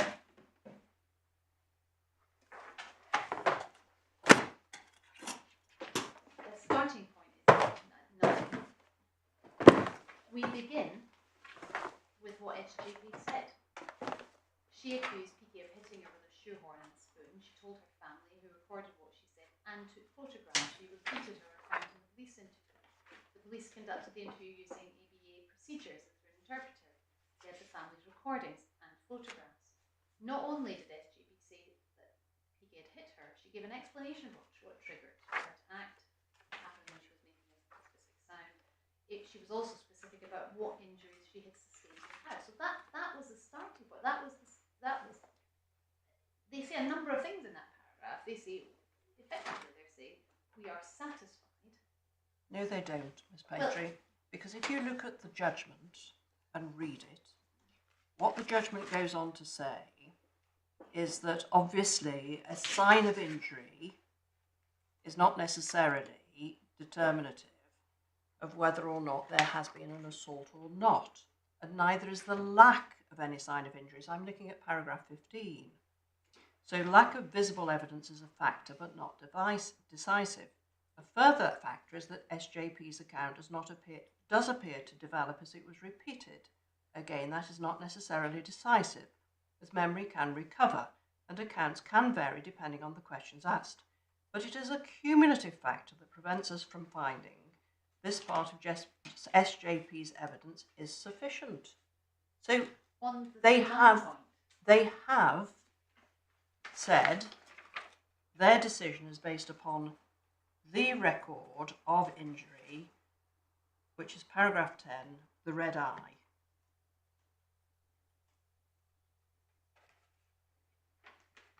Yes, they say in paragraph 10, we can be sure that she had a right red eye. But you're trying to put a gloss on it now and saying, well, DBS had all of this evidence of other injuries, which the Upper Tribunal do not accept. No. All I'm saying is that the underlying evidence suggested, we don't want to turn it up, but the underlying evidence suggested that she, on the day when she complained to her family, she had evidence of injury. She had a red mark on her forehead, without question. On that same day... And she had... And on her knuckles. On her knuckles. And on her legs, and photographs were taken. Photographs were taken. Her conversation with the family was recorded. And prior to social workers or the police being involved, she told a carer exactly the same thing. We can look back to the police report if that's helpful. But she goes back and she says to her carer in front of PK, oh no, I caused them myself. But then when PK leaves, she says, oh, I couldn't say in front of her. But actually, she caused them. She then repeats. So So this is why the DBS found as it did. Exactly. I'm asking you Yes. how the Upper Tribunal can therefore say, on the basis of the test that you've put forward, well, the only fact that we can be sure of is that they were correct to make was in relation to an incident on the 16th, 17th of May. So they disregard all of the evidence that the DBS had and say, no, this is it. And Mr. Fazley says, well, how can they do that in logic? How can they say we ignore this evidence, and if so, why? Because we don't see it in the judgment, but we accept this evidence. Because in order to establish that she was struck on one occasion, it was sufficient for them to say, as they said at 7, we have decided that it was the DBS was entitled and right to find that PK had hit SJP. And then they explain in paragraph 9 why. But again, you're missing out some vital words, but not that she had done so over a period of 3 months. That's right. So they split it, in a sense. They said the finding of the DBS can be effectively be split into 2 parts. There was a mistake of fact in relation to the 3 months, but there was no mistake of fact in respect of the one occasion. And they give reasons, they explain, they do set out a number of reasons. And that all those reasons refer back to the 3-month pattern.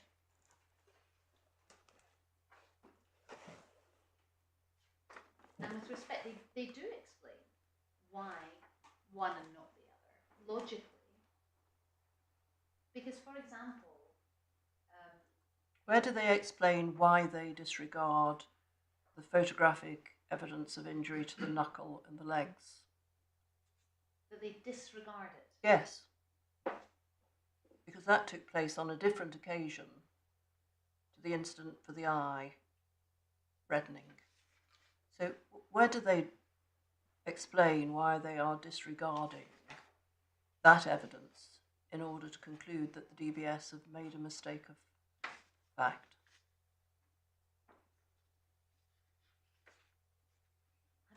I'm not sure I entirely follow, because if they decided that the DBS had made a mistake of, or insofar as they decided that they had made a mistake of fact, then that's in the appellant's favour, and that Yes, but where do they explain how it is that they arrive at the conclusion that the DBS, despite that evidence, made an error and reached a mistaken fact, as opposed to the incident in which the right eye was reddened? I'm sorry, it may just be the error, but I'm a bit slow to follow the question that's being asked of me. Once they've identified a mistake of fact. How did they do it, in other words? How did they find that there'd been a mistake of fact which entitled them to say they were wrong, the DBS were wrong to say that it had taken place over 3 months? Well, a number of factors cumulatively. I guess paragraph 15, we've already given one reason for not accepting her account of sustained assault over 3 months, lack of sign of any injury. So that was one of the reasons. They then go on to say that might not be decisive, but it's one of the reasons why we conclude that it is not established.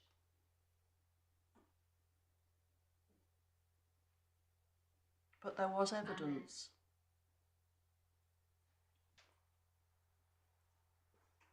Well, yes, but then that might lead the court to say, well, actually, are they wrong? Because actually they should have concluded that there was evidence of a sustained period of assault over 3 months. Well, it might do, but it might also lead the court to say, well, if they've made an error there, how can we be sure that they've not made a mistake of fact otherwise?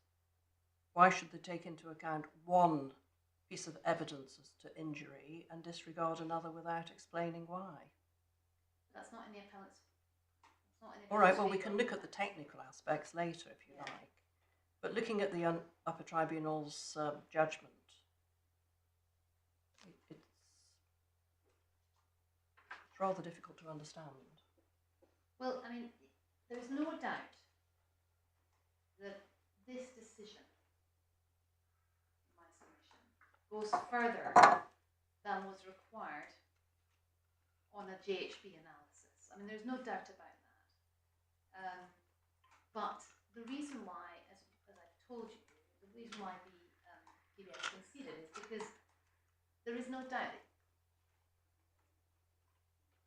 that the fact that this had been repeated behaviour over a period of 3 months was a key part of the DBS's decision, and therefore, if the panel was going to find that hadn't happened, that was a material error. And that's why, sensibly, the DBS made the concession that it has. But there is no doubt that this decision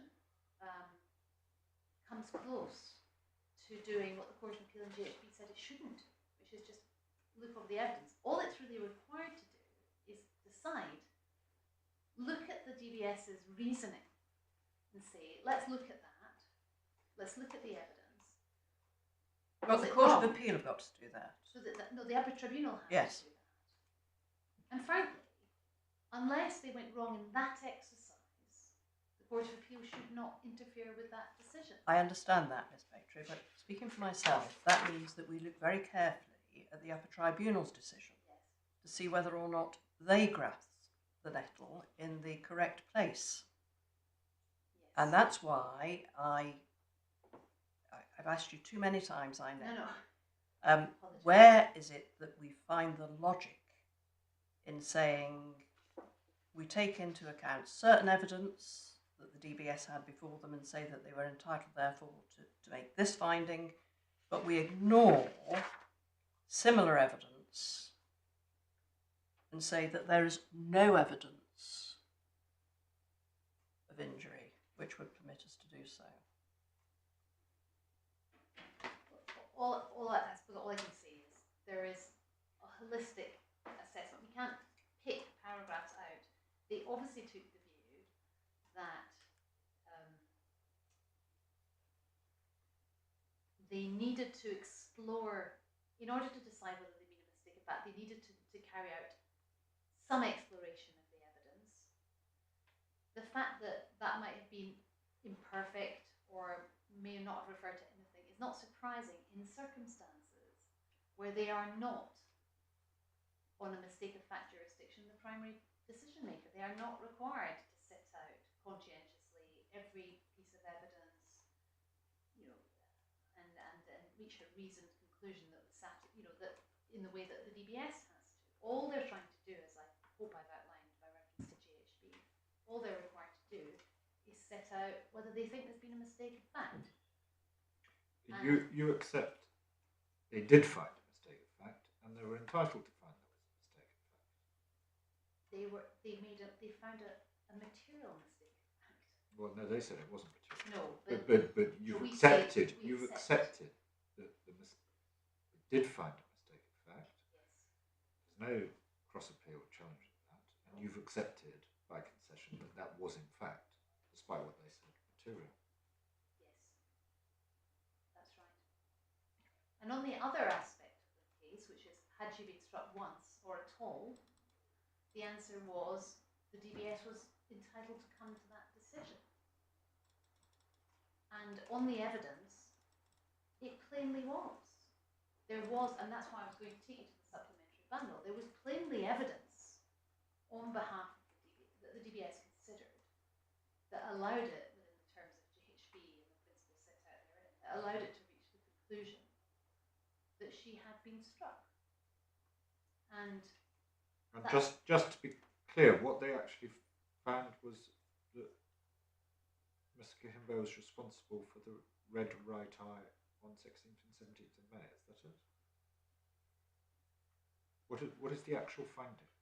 it's at 7, isn't it? We have decided that DBS was right, entitled and right to find that PK had hit SJP. Yes, but that doesn't say when No. or in what respect. But when you read it with 10, is it limited to the red right eye on 16th and 17th of May?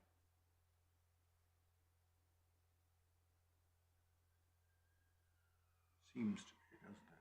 It seems to be, although it then says at the end of the paragraph, ultimately though, it does not matter precisely what injuries were sustained over how long a period or how serious they were. The fact that assaults took place at all is the most important factor and sufficient to justify the DBS's decision. So actually, that's the finding of fact. It isn't really anything more precise than that. That's an evaluation, not a finding of fact. The fact that the assaults took place. No. That particular part of the paragraph, the fact that the assaults took place over how long a period or how serious, forgive me, the fact that the assaults took place at all is the most important factor and sufficient to justify DBS's decision. It is in PK's favour that she recorded what was visible on the 16th and 17th, but it was visible. And then they go on to say it doesn't matter how many times it happened. But the finding of fact is that an assault took place. All the rest of it, doesn't matter how long it is where they went wrong. Yes, that's an evaluation. Exactly. Yes. And that's where they went wrong. We're agreeing agreeing violently. And it's 2015, isn't it? Not 2018. Or did I say 2018? No, not your mistake. It's theirs, I think. Oh. Beginning of paragraph 10. Yes, they do say 2018. Yes, they do. It's 2015. Yeah, and in fact, at paragraph 3 of their decision, they refer to that being 2015. So I think that must have been before. I think they were aware that it was then.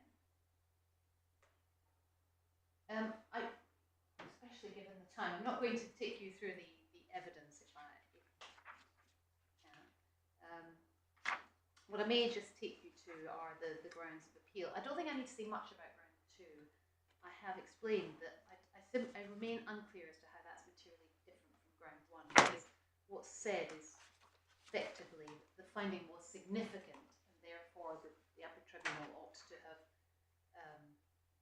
remitted or at least done something. And the answer is we agree, but the test isn't whether the finding was significant. The test under PF is whether it was material. So I don't think ground 2 adds anything. Ground 3, erring in relation to the burden of proof. Now that's referred to by well, the argument is made by reference to the case. Sorry, I'm just making sure I'm in the right place in my notes. Yes, there are 3 points made, but they urge in relation to the burden of proof, the fact that she had mental capacity was the wrong starting point, and that the Tribunal and DBS gave insufficient weight to her letter of the 14th of October. Now, the appellant quotes in today in submissions, there was a reference to GF and DBS. And can I just say that that case, I agree with the principles. We accept that the burden of proof is on the DBS and that the standard is balance of probabilities when it comes to findings of fact. It would be an error to find that the burden was on the appellant. But all of this has to be looked at, as I've said, in the context of what the Tribunal is doing here. It is not carrying out a de novo consideration of what happened on the facts. It is looking at whether or not there was the DBS was wrong, whether it was outside the remit, outside the generous ambit, if I can put it that way. If at some point in the decision the Tribunal had said, we find that A has failed to establish that SJP lied, that would be one thing. But of course, that isn't what happens. If you look at the decision as a whole, what they are doing is identifying why they take the view that the DBS has made a mistake of fact. That's all they're doing. They aren't. And bear in mind that cases like GF are about the burden and standard when a decision maker has to determine facts. But of course, that's not what's happening here. They're not determining facts. They are deciding under a special jurisdiction, Section 4, Safeguarding Vulnerable Groups, whether or not DBS made a mistake. And with respect, there is nothing in the decision that would make, well, A, they're not making a decision for themselves, but B, there is no finding anywhere in the decision that that PK or the appellant has failed to prove her case. Paragraph 7 is absolutely key on that. We have decided that the DBS was entitled and right to find that PK has hit SJP, but not that she's done so over a period of 3 months. Now that, in a sentence, encapsulates exactly that they are looking at the right question. They're looking at whether the DBS has established its case on the balance of probabilities. They are not saying, they do not say at any stage, PK has failed to prove the alternative view. Now, yes, there are references to, for example, at the bottom, right at the bottom of paragraph 11, for example, they say, we would expect there to be numerous occasions, perhaps involving petty matters, that would have come to mind to substantiate PK's assertion that SJP was a mischief maker, but it was not forthcoming. But all they're doing there, they're not there putting the burden on the appellant, I see. What they're doing there is they're assessing, in order to try and decide whether the DBS has made a mistake of fact, they're assessing all the evidence and deciding and coming to a conclusion on that. That, as part, I think my lord said this earlier, they are entitled to look at all the evidence as part of that exercise and test it. And there is no overall conclusion anywhere that they conclude that SJP's appeal must fail because she has failed to establish the contrary position. That just doesn't happen. And you can't pick out one or two sentences in one paragraph. You have to look at the decision holistically in that respect.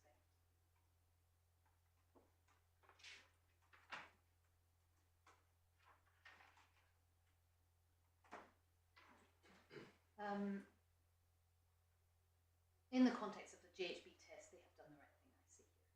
Now, wrong starting point. There's then an assertion that paragraph 11, that SJP has no mental health issues and mental competence, so why would we not believe her, is the wrong starting point. But of course, it isn't the wrong starting point. The starting point is at paragraph 9.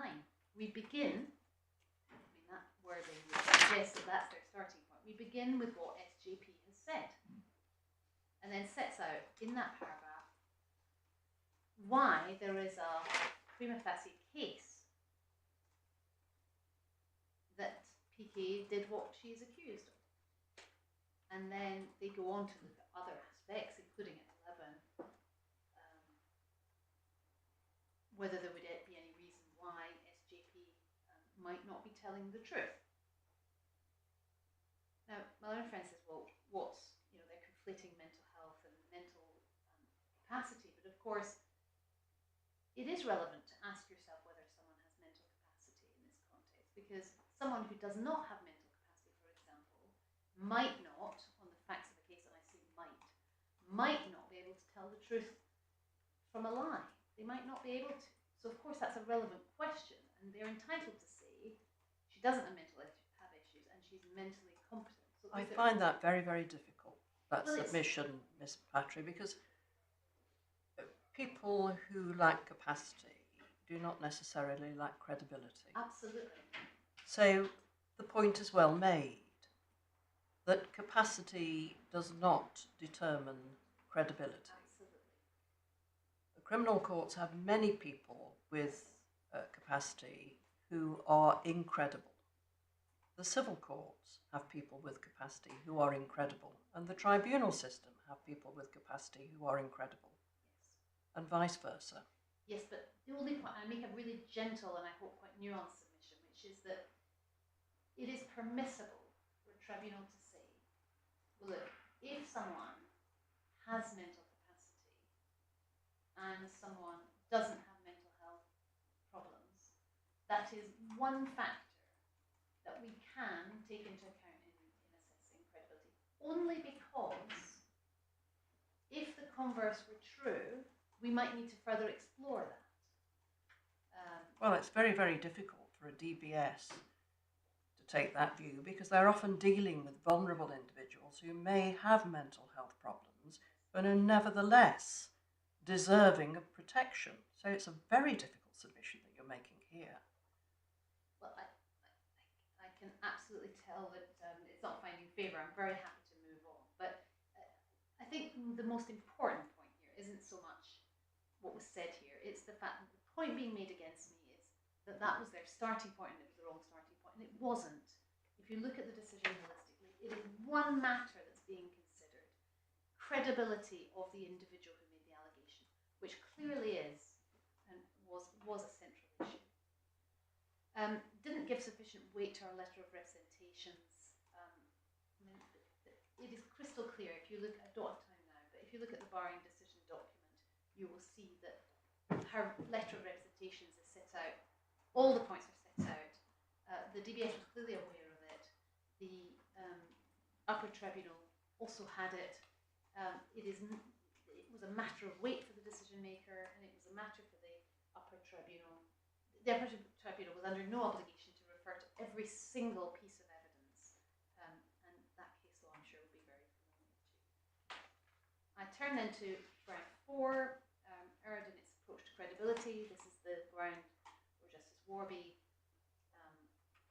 concluded may have less merit than the others, and we agree. We say it amounts properly analysed to a disagreement with the analysis of the Upper Tribunal. I don't know if there's anything under this heading that particularly troubles you, so I'm just going to take you through the points that were made. First of all, the allegations, the finding of the tribunal that's criticised as being speculative or without foundation is at 10, and the finding that recording this is right at the end, it's in her favour that she recorded what was visible, but it was visible and it would have been suspicious if she had not recorded it. I really don't understand why that's a speculative finding. In fact, I don't see that either party would disagree with it. It was in her favour that she recorded what happened, and it would have been suspicious, as a matter of fact, if she hadn't recorded a visible injury. So this is all in her favour. That's not actually an adverse finding in any way. All they're saying here, in my respectful submission, is that the fact that she recorded it isn't determinative either way, and it can't be. That's a reasonable assessment to be made on the evidence, and one which, properly understood, both parties would probably agree with. I really don't understand that.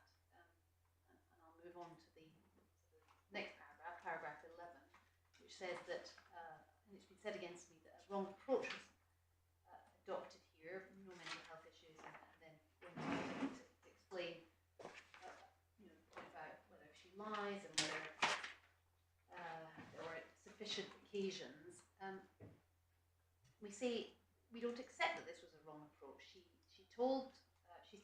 explained what had happened.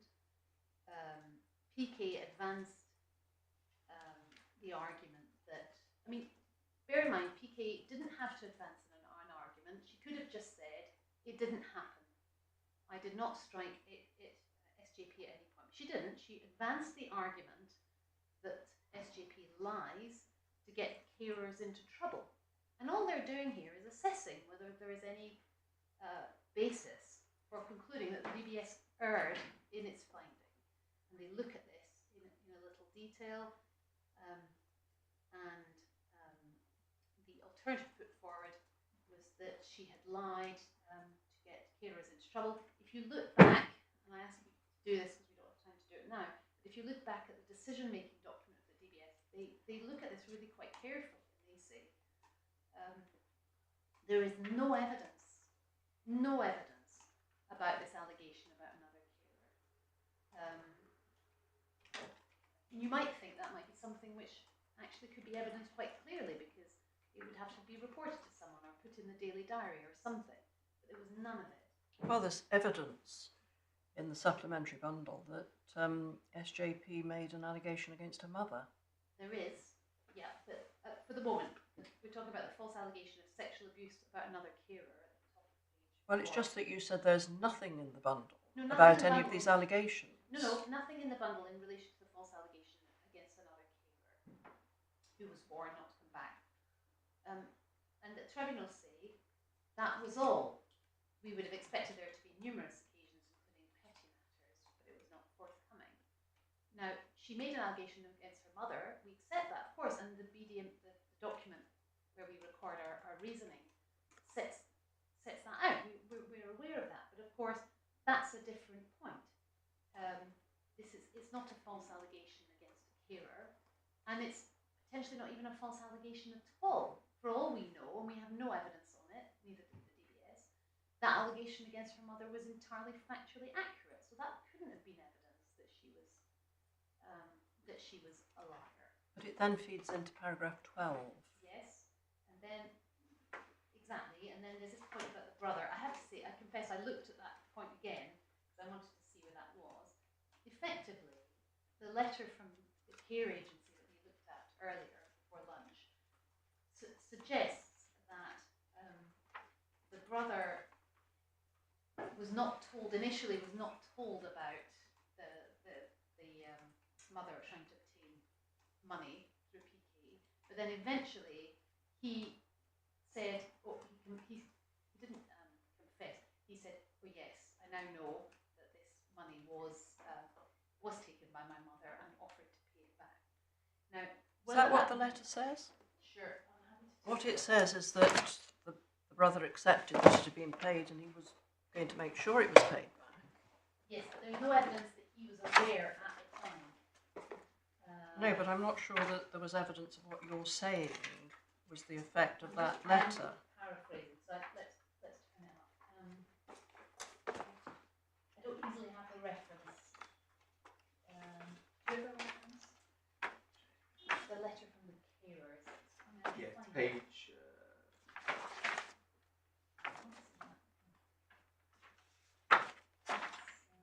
123 of the 1, 2, supplementary 3. memo. 1, 2, 3. Yeah. Sorry, I was on the representation. Yeah. Days later, I was informed by PK that upon learning of the offence that unfolded during the meeting, SP's brother confessed that the mother received the money. Yes, but if we look at the start of the letter, well, actually, the first page of the letter, final paragraph on that first page, I received a call from PK informing me that SP had asked her to withdraw £500 and give it to her mother when she further instructed her not to hand out the money in the presence of her brother, who was also visiting, and we found this odd. So the brother wasn't aware, or appears to be.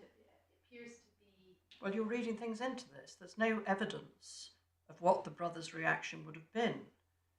Well, the basis of the letter is it was suspicious. That's why the social workers were contacted, and BW, Miss Kihembo, was told not to hand it over. And the social workers turn up and they intervene. It's not appropriate, is it, Miss Patrick, to kind of read things into the evidence? For the tribunal to have read things into the evidence? No, for you to tell us that this is what this letter means. Well, I don't think I am.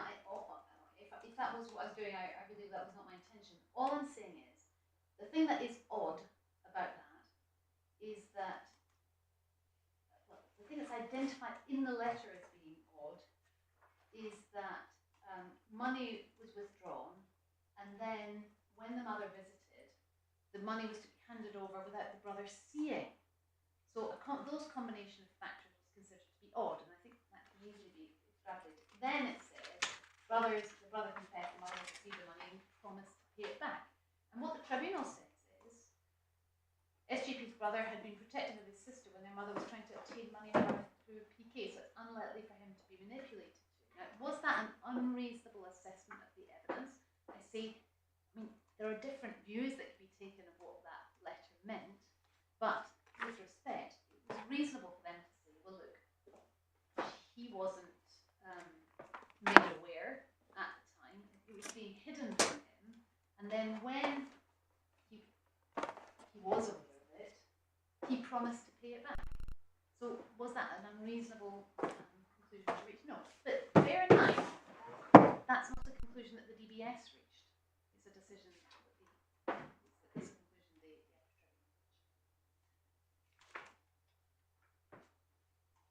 Going back to the complaint about 12 is been through.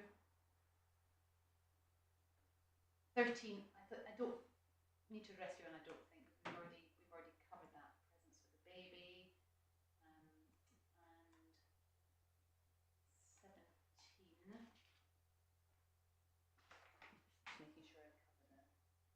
this is the point about the police, and the central factor here that you should notice that the tribunal says in terms at the top of page 41, the state of the evidence was a factor in deciding not to pursue the case.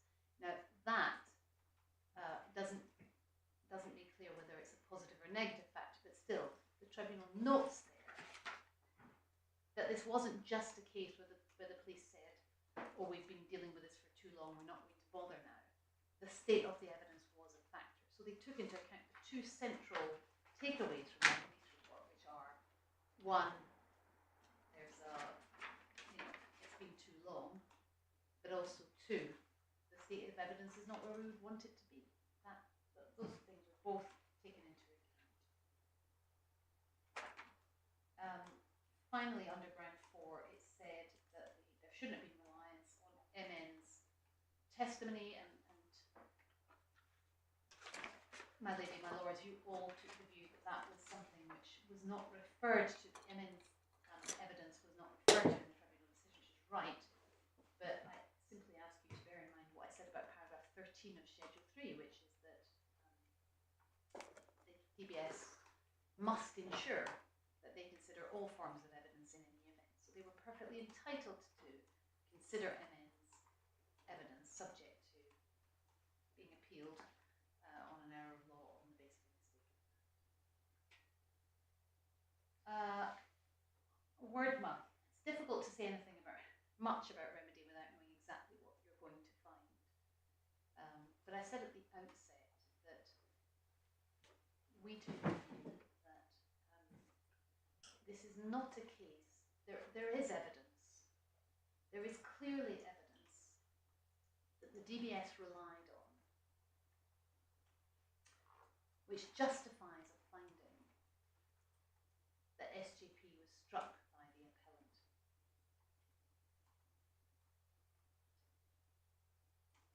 It has not been established before you, and was not established before the Upper Tribunal, that the DBS made a mistake of fact in that respect, that she was struck at least once.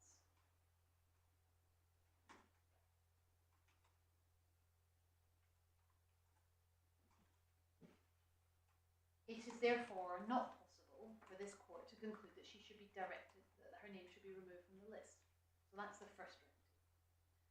Second remedy, and the one which I glean is the one that the court seems most interested in, is the possibility that this will all be remitted back to the tribunal for a fresh hearing in front of a differently constituted tribunal.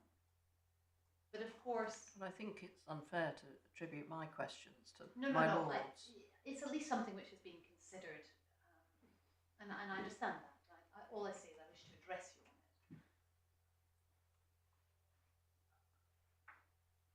The DBS's position remains that given that there is evidence that the DBS had evidence, and given that DBS does not fall foul of the principles on that basis set out in JHB, i.e. it has not been established either in front of the tribunal or indeed in front of you that the DBS made a mistake of fact in that respect,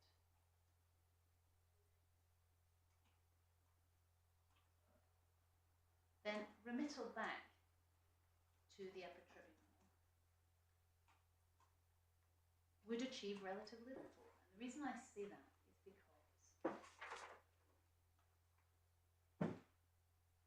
although technically all arguments would be up for grabs, the appellant would not be assisted by a decision of this court which said, oh, and by the way, we don't think there was sufficient evidence to establish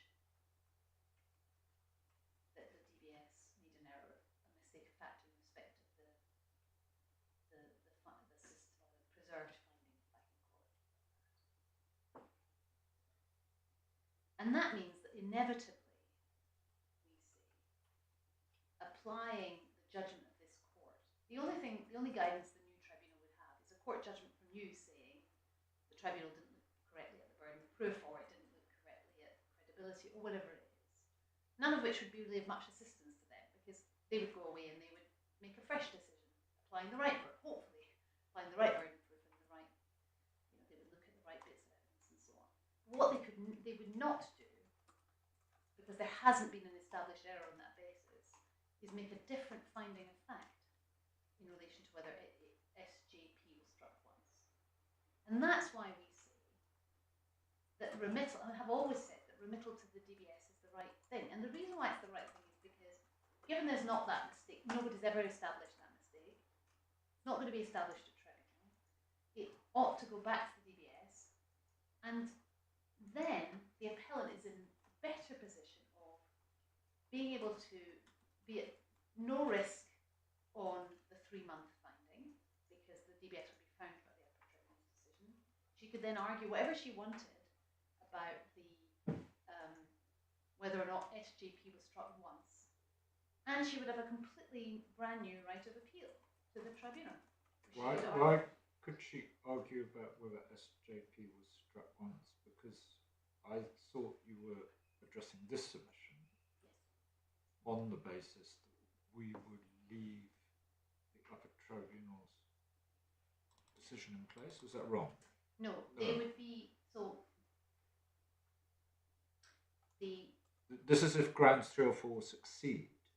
If grounds 3 and 4 succeed, we would set aside the Upper Tribunal's conclusion that she was struck at least once, and you say we should still send it back to the DBS. Is that right? No. If, just trying to make sure I've understood your question. If grounds 3 and 4 are made out, we say there are only 2 possibilities in the real world: remittal to the DBS or remittal to the tribunal. In circumstances where this court would not have found that there was any mistake of fact in relation to the preserve finding, there is no advantage to that course. There are positive disadvantages because the appellant then the only right of appeal is back to the Court of Appeal. No, I'm sorry, I didn't make myself clear. You are saying that it's in the appellant's interest, if we allow the appeal on grounds 3 and or 4, nevertheless to have it remitted back to DBS. And I understand that that's because she would then have another right of appeal against whatever. We should have a fresh decision and a right of appeal. Yes. And then a further right of appeal. My question is, in that fresh decision, is she stuck with a finding that she struck the patient at least, SJP at least once, or is that open to be re-argued? Only if you set aside the decision of the Upper Tribunal. Then she can re-argue everything. Well, yes, because then the decision of the Upper Tribunal is no longer binding. If you accept that only ground 1 is made out, yes, then remittal goes back on the basis of the Upper Tribunal's finding. Because the rest of it is preserved. And that's why we've always argued that it's academic, because we've always offered, in a sense, the best possible remedy. If we set aside Yes. the decision of the Upper Tribunal, how can we remit it to the DBS? Because if we set aside the finding of the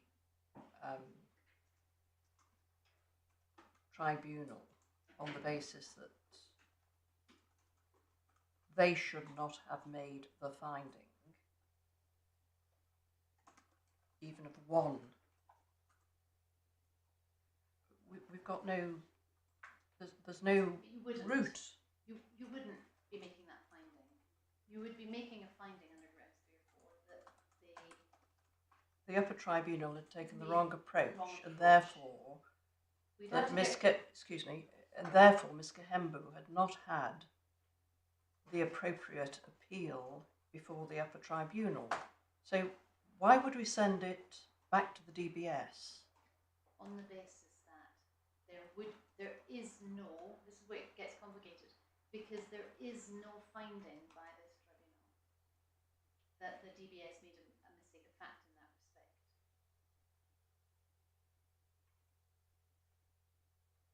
There is no, neither the tribunal nor this court have displaced that finding on the basis that there was a mistake of fact.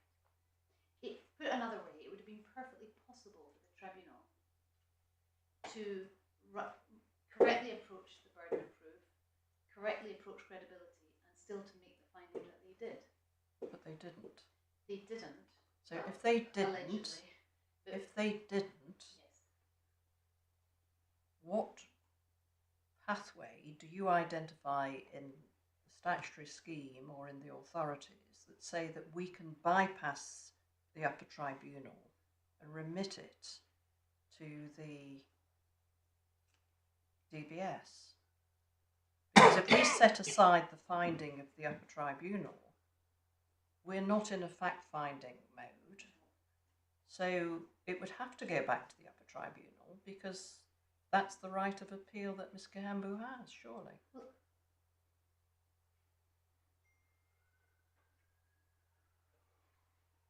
Yeah, I mean, subject to what I've said about that not being the most advantageous course, yes, that's right. You absolutely do have that jurisdiction. Subject to what I've said about the fact that the tribunal didn't have any obligation to make in fact, was not permitted to make the decision for itself, and therefore was not a decision maker to which the burden of proof But is applied. it's that decision that we are considering. It is that decision you're considering. Can I check? Of course. You're not disputing that the Upper Tribunal did find a mistake of fact in the 3 months allegation. You're not seeking to change that in any way. Well, no, because No, because you haven't cross appealed. we haven't cross appealed, and we accept that it was But it was open to the Upper Tribunal to overturn, to find a mistake of fact on the 3 month allegation. yes. They could have stopped there, could they not, and sent it back to the DBS without a direction under subsection 6b saying proceed on this finding.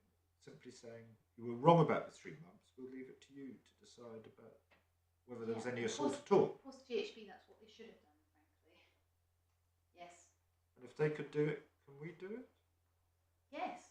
I think that's why I'm saying sorry. I'm sorry if I'm losing slightly the thread of what you're asking me, but yes, that's right. Becomes even more submissions about JHB. It seems to me getting more and more and more radical. You're now saying that the statute, which says that the Upper Tribunal, if it remits to the DBS, may make a direction that the DBS must decide it on the basis of the facts as found by the Upper Tribunal. You seem to be saying only if some higher test is satisfied. No, I really don't intend to suggest that. I'm simply saying that that's the test the tribunal needs to apply.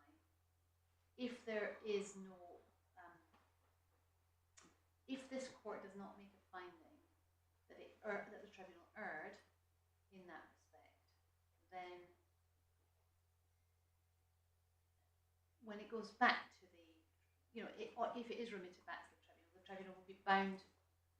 There is evidence.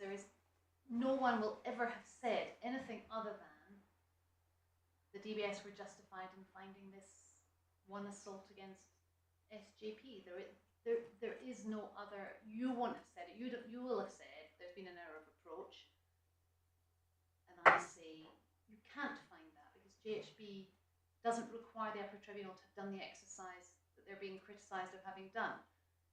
But leaving that aside, if you're against me on that, that's the position you'd be left in. The tribunal will be left in a position where it will need to decide, according to the JHB no finding, no judgment of this court that the DBS were not entitled, or the Upper Tribunal were not entitled to make that finding. That's all I say. It's not intended to be radical. I'm really conscious of the time. I'm really sorry. I haven't said much more about. Well, you're on remedies, so you've been through the first one. You've said that there's no basis for us to say that there could not have been these findings of fact, and therefore it wasn't the only appropriate remedy was to order the removal. You've already conceded that it's got to go back to the DBS. Do you want to say anything about the second remedy, which is to the UT? Well, I think you've already mentioned it. Yeah. I've explained why. So where do you go from there? You've spoken about remedies. What other submissions do you have? I don't think I have, other than to say that depending on what you say, I mean, my learned friend was saying he didn't say very much about whether or not the claim was academic. It may well be that that's something which we can address once we have judgment, but I would just like to just make it absolutely clear that in the appellant's notice and in the original skeleton argument as pleaded, the only remedy that was being sought was remittal back to the DBS. And that's certainly true of paragraph 15 of the first skeleton argument. The grounds of appeal are somewhat ambiguous. Just give me a moment, I'll turn that on.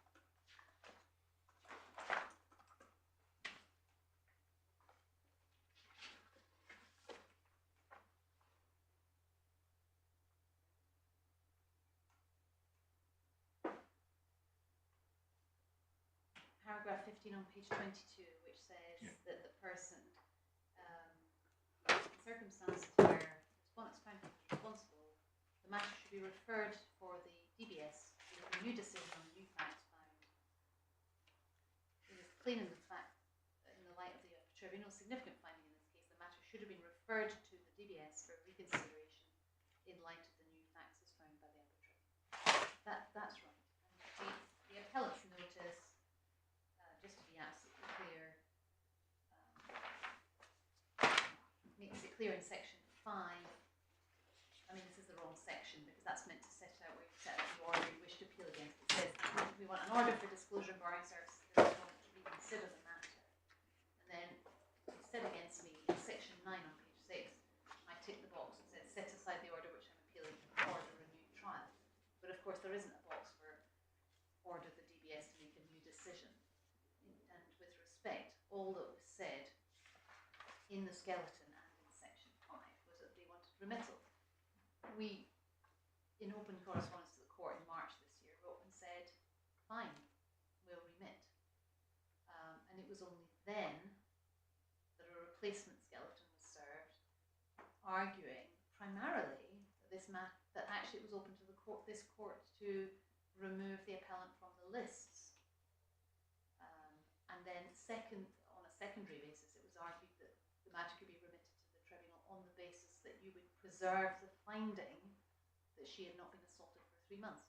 Both of those are just unsustainable, given the submissions I've made.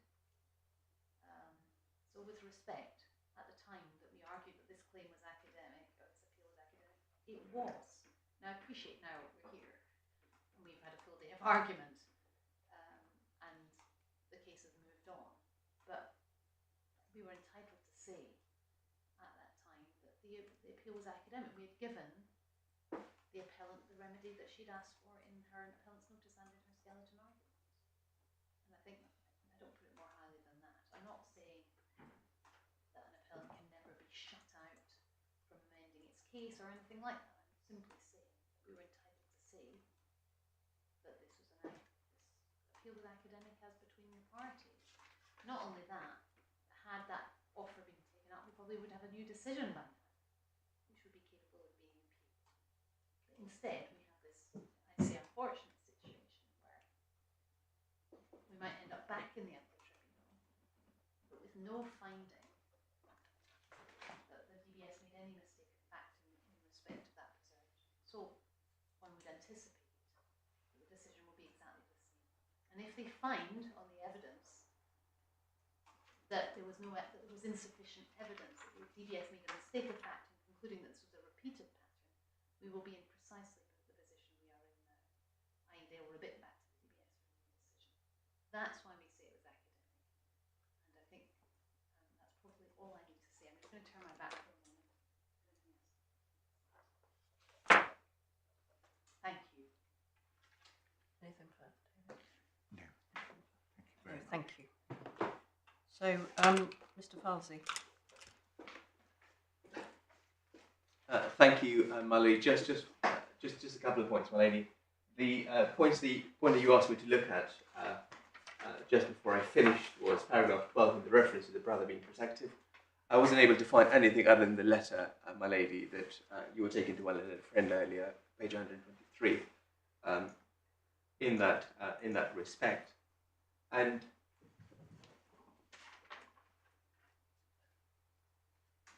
my lady, you asked about an authority for the proposition that this court can preserve a finding or parts of or some findings in a decision. I have come across this case in the immigration context. It's a report decision of the Upper Tribunal, and I quote the citation: AB brackets preserved FTT findings, whiskey principles, close brackets.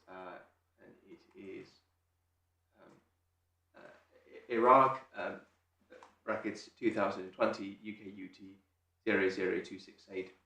And it's really the head note that refers to this issue, and it's looked at the Court of Appeal Authorities, the case of Sarkar and the case of MS in YZ. And paragraph 2 of the head note, it says that what this case will demonstrate is that once it is relatively easy to articulate the principles of the findings of fact made by the festive tribunal should be preserved, so far as those findings have not been undermined or infected by any error or errors of law. There is no hard-edged answer to what this means in practice in any particular case. So that's really what the principle is.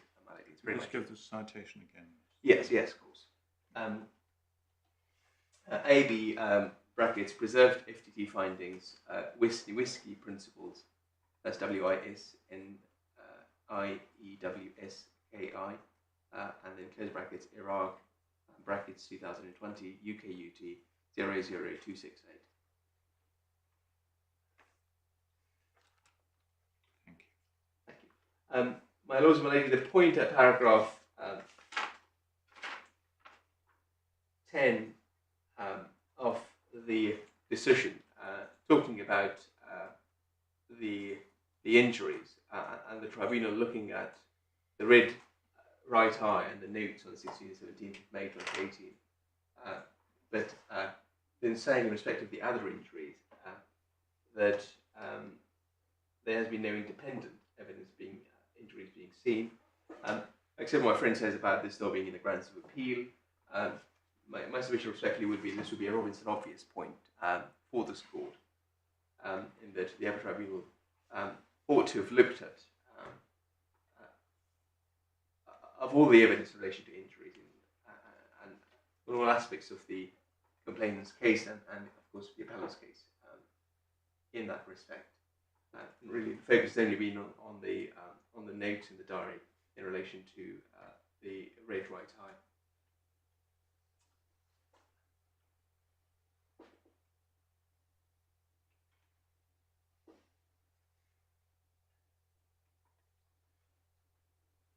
Well, just going back to the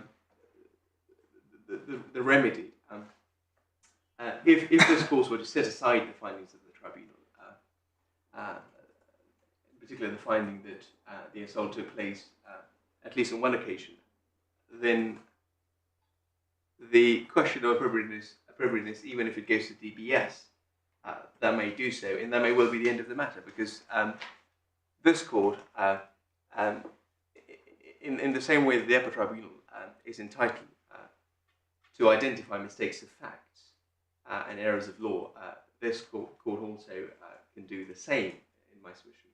And if that is so, and if the court was then minded to remit the matter back to the DBS for considering whether or not it is appropriate to keep her on the barred list, that would be so, but that would be the end of the matter insofar as the the findings are concerned. Of course, the other option is that the matter is remitted back to the Upper Tribunal to determine whether or not there are mistakes of facts or errors of law afresh.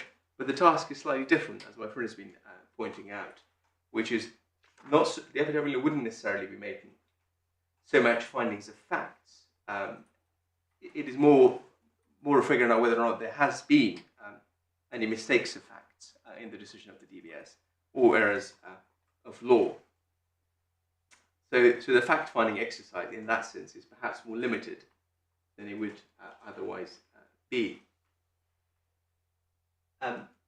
In terms of remedies, my lord and my lady, it is true that ground one in the skeleton argument that was originally drafted sought remittal back to the DBS, but that was a relief that was sought only in relation to ground one. It wasn't the relief that was sought in relation to all the other grounds, because all the other grounds were a challenge to the findings of the Upper Tribunal's decision, and in particular the finding that the assault took place at least on one occasion. And if that was so, the proposition that the matter can go to DBS will simply be insufficient unless that finding was overturned, my lords and my lady, or challenged in this court. And it's precisely for that reason, this was perhaps my main reason, that the appeal can never be said to have been academic, because merely agreeing to the proposition in the consent order by the respondent would have meant that the matter can go back to the DBS, but the finding by the Upper Tribunal would remain to be the DBS's starting point. It will be something they will consider.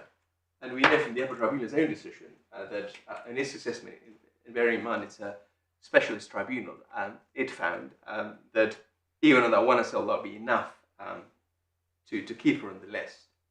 And so the appellant, if it agreed to the consent order in the term in which it was proposed, would have been stuck with that finding, with no way of challenging it, because that would have been the finding of the Upper Tribunal. And so the only forum for challenge was this tribunal. So in light of that factual position, it is difficult to see how it could be said that the appeal was academic. The only addition that has been made to the skeleton argument has really been the pleadings in terms of relief. There has been no substantive changes to the grounds of appeal. And when this was put to the appellant in correspondence post grant permission, in the submissions, my lords, my lady, of the 10th of April 2023, pages 100 to 106 of the core bundle, it was made clear that the appeal was an academic. The reasons were set out. There are a number of those reasons, including relief. And it was also made clear that if permission was required, then that is sought informally in those representations. And the respondent was fully prepared and able to argue those points. There are a number of points, my lords, my lady. I'm sure the court would have looked at those and will look at those in due course. I need not to take you through all of those because the appeal has now been heard effectively.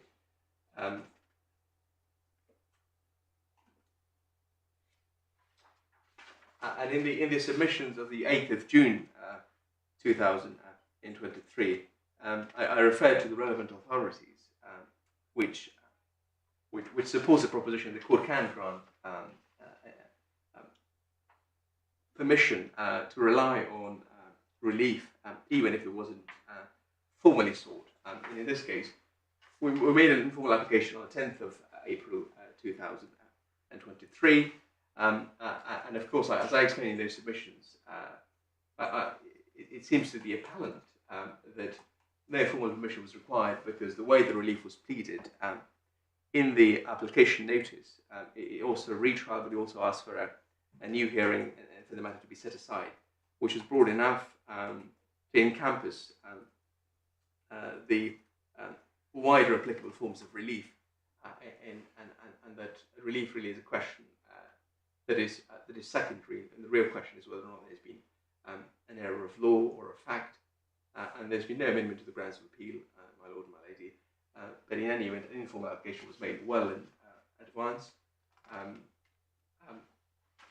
There are other points and authorities, my Lord, here in this submission. I don't need to repeat those. There's my submission. Thank you very, very much. We'll reserve our decision, obviously. We will get a draft of the judgments to you as soon as we can. When you receive them, you will be given 48 hours to notify any editing proposals. You will be well aware that this is not the opportunity to make any further legal submissions. It's merely to address any grammatical errors or basically to draw attention to what you think is our bad English, grammatically or in spelling. Neither of you have put in a schedule of costs, even though it's only been listed for a day. It will be necessary to consider costs one way or another, obviously. It will be necessary for those submissions to be made in writing unless there's an agreed order that you put before the court for their consideration. We will require you to attempt to agree an order based upon judgments and to submit that at the time of any editing proposals. Thank you all very much, both for your written submissions and for your oral submissions and for your very great patience in dealing with all of the questions coming from the bench. Thank you very much. Thank you.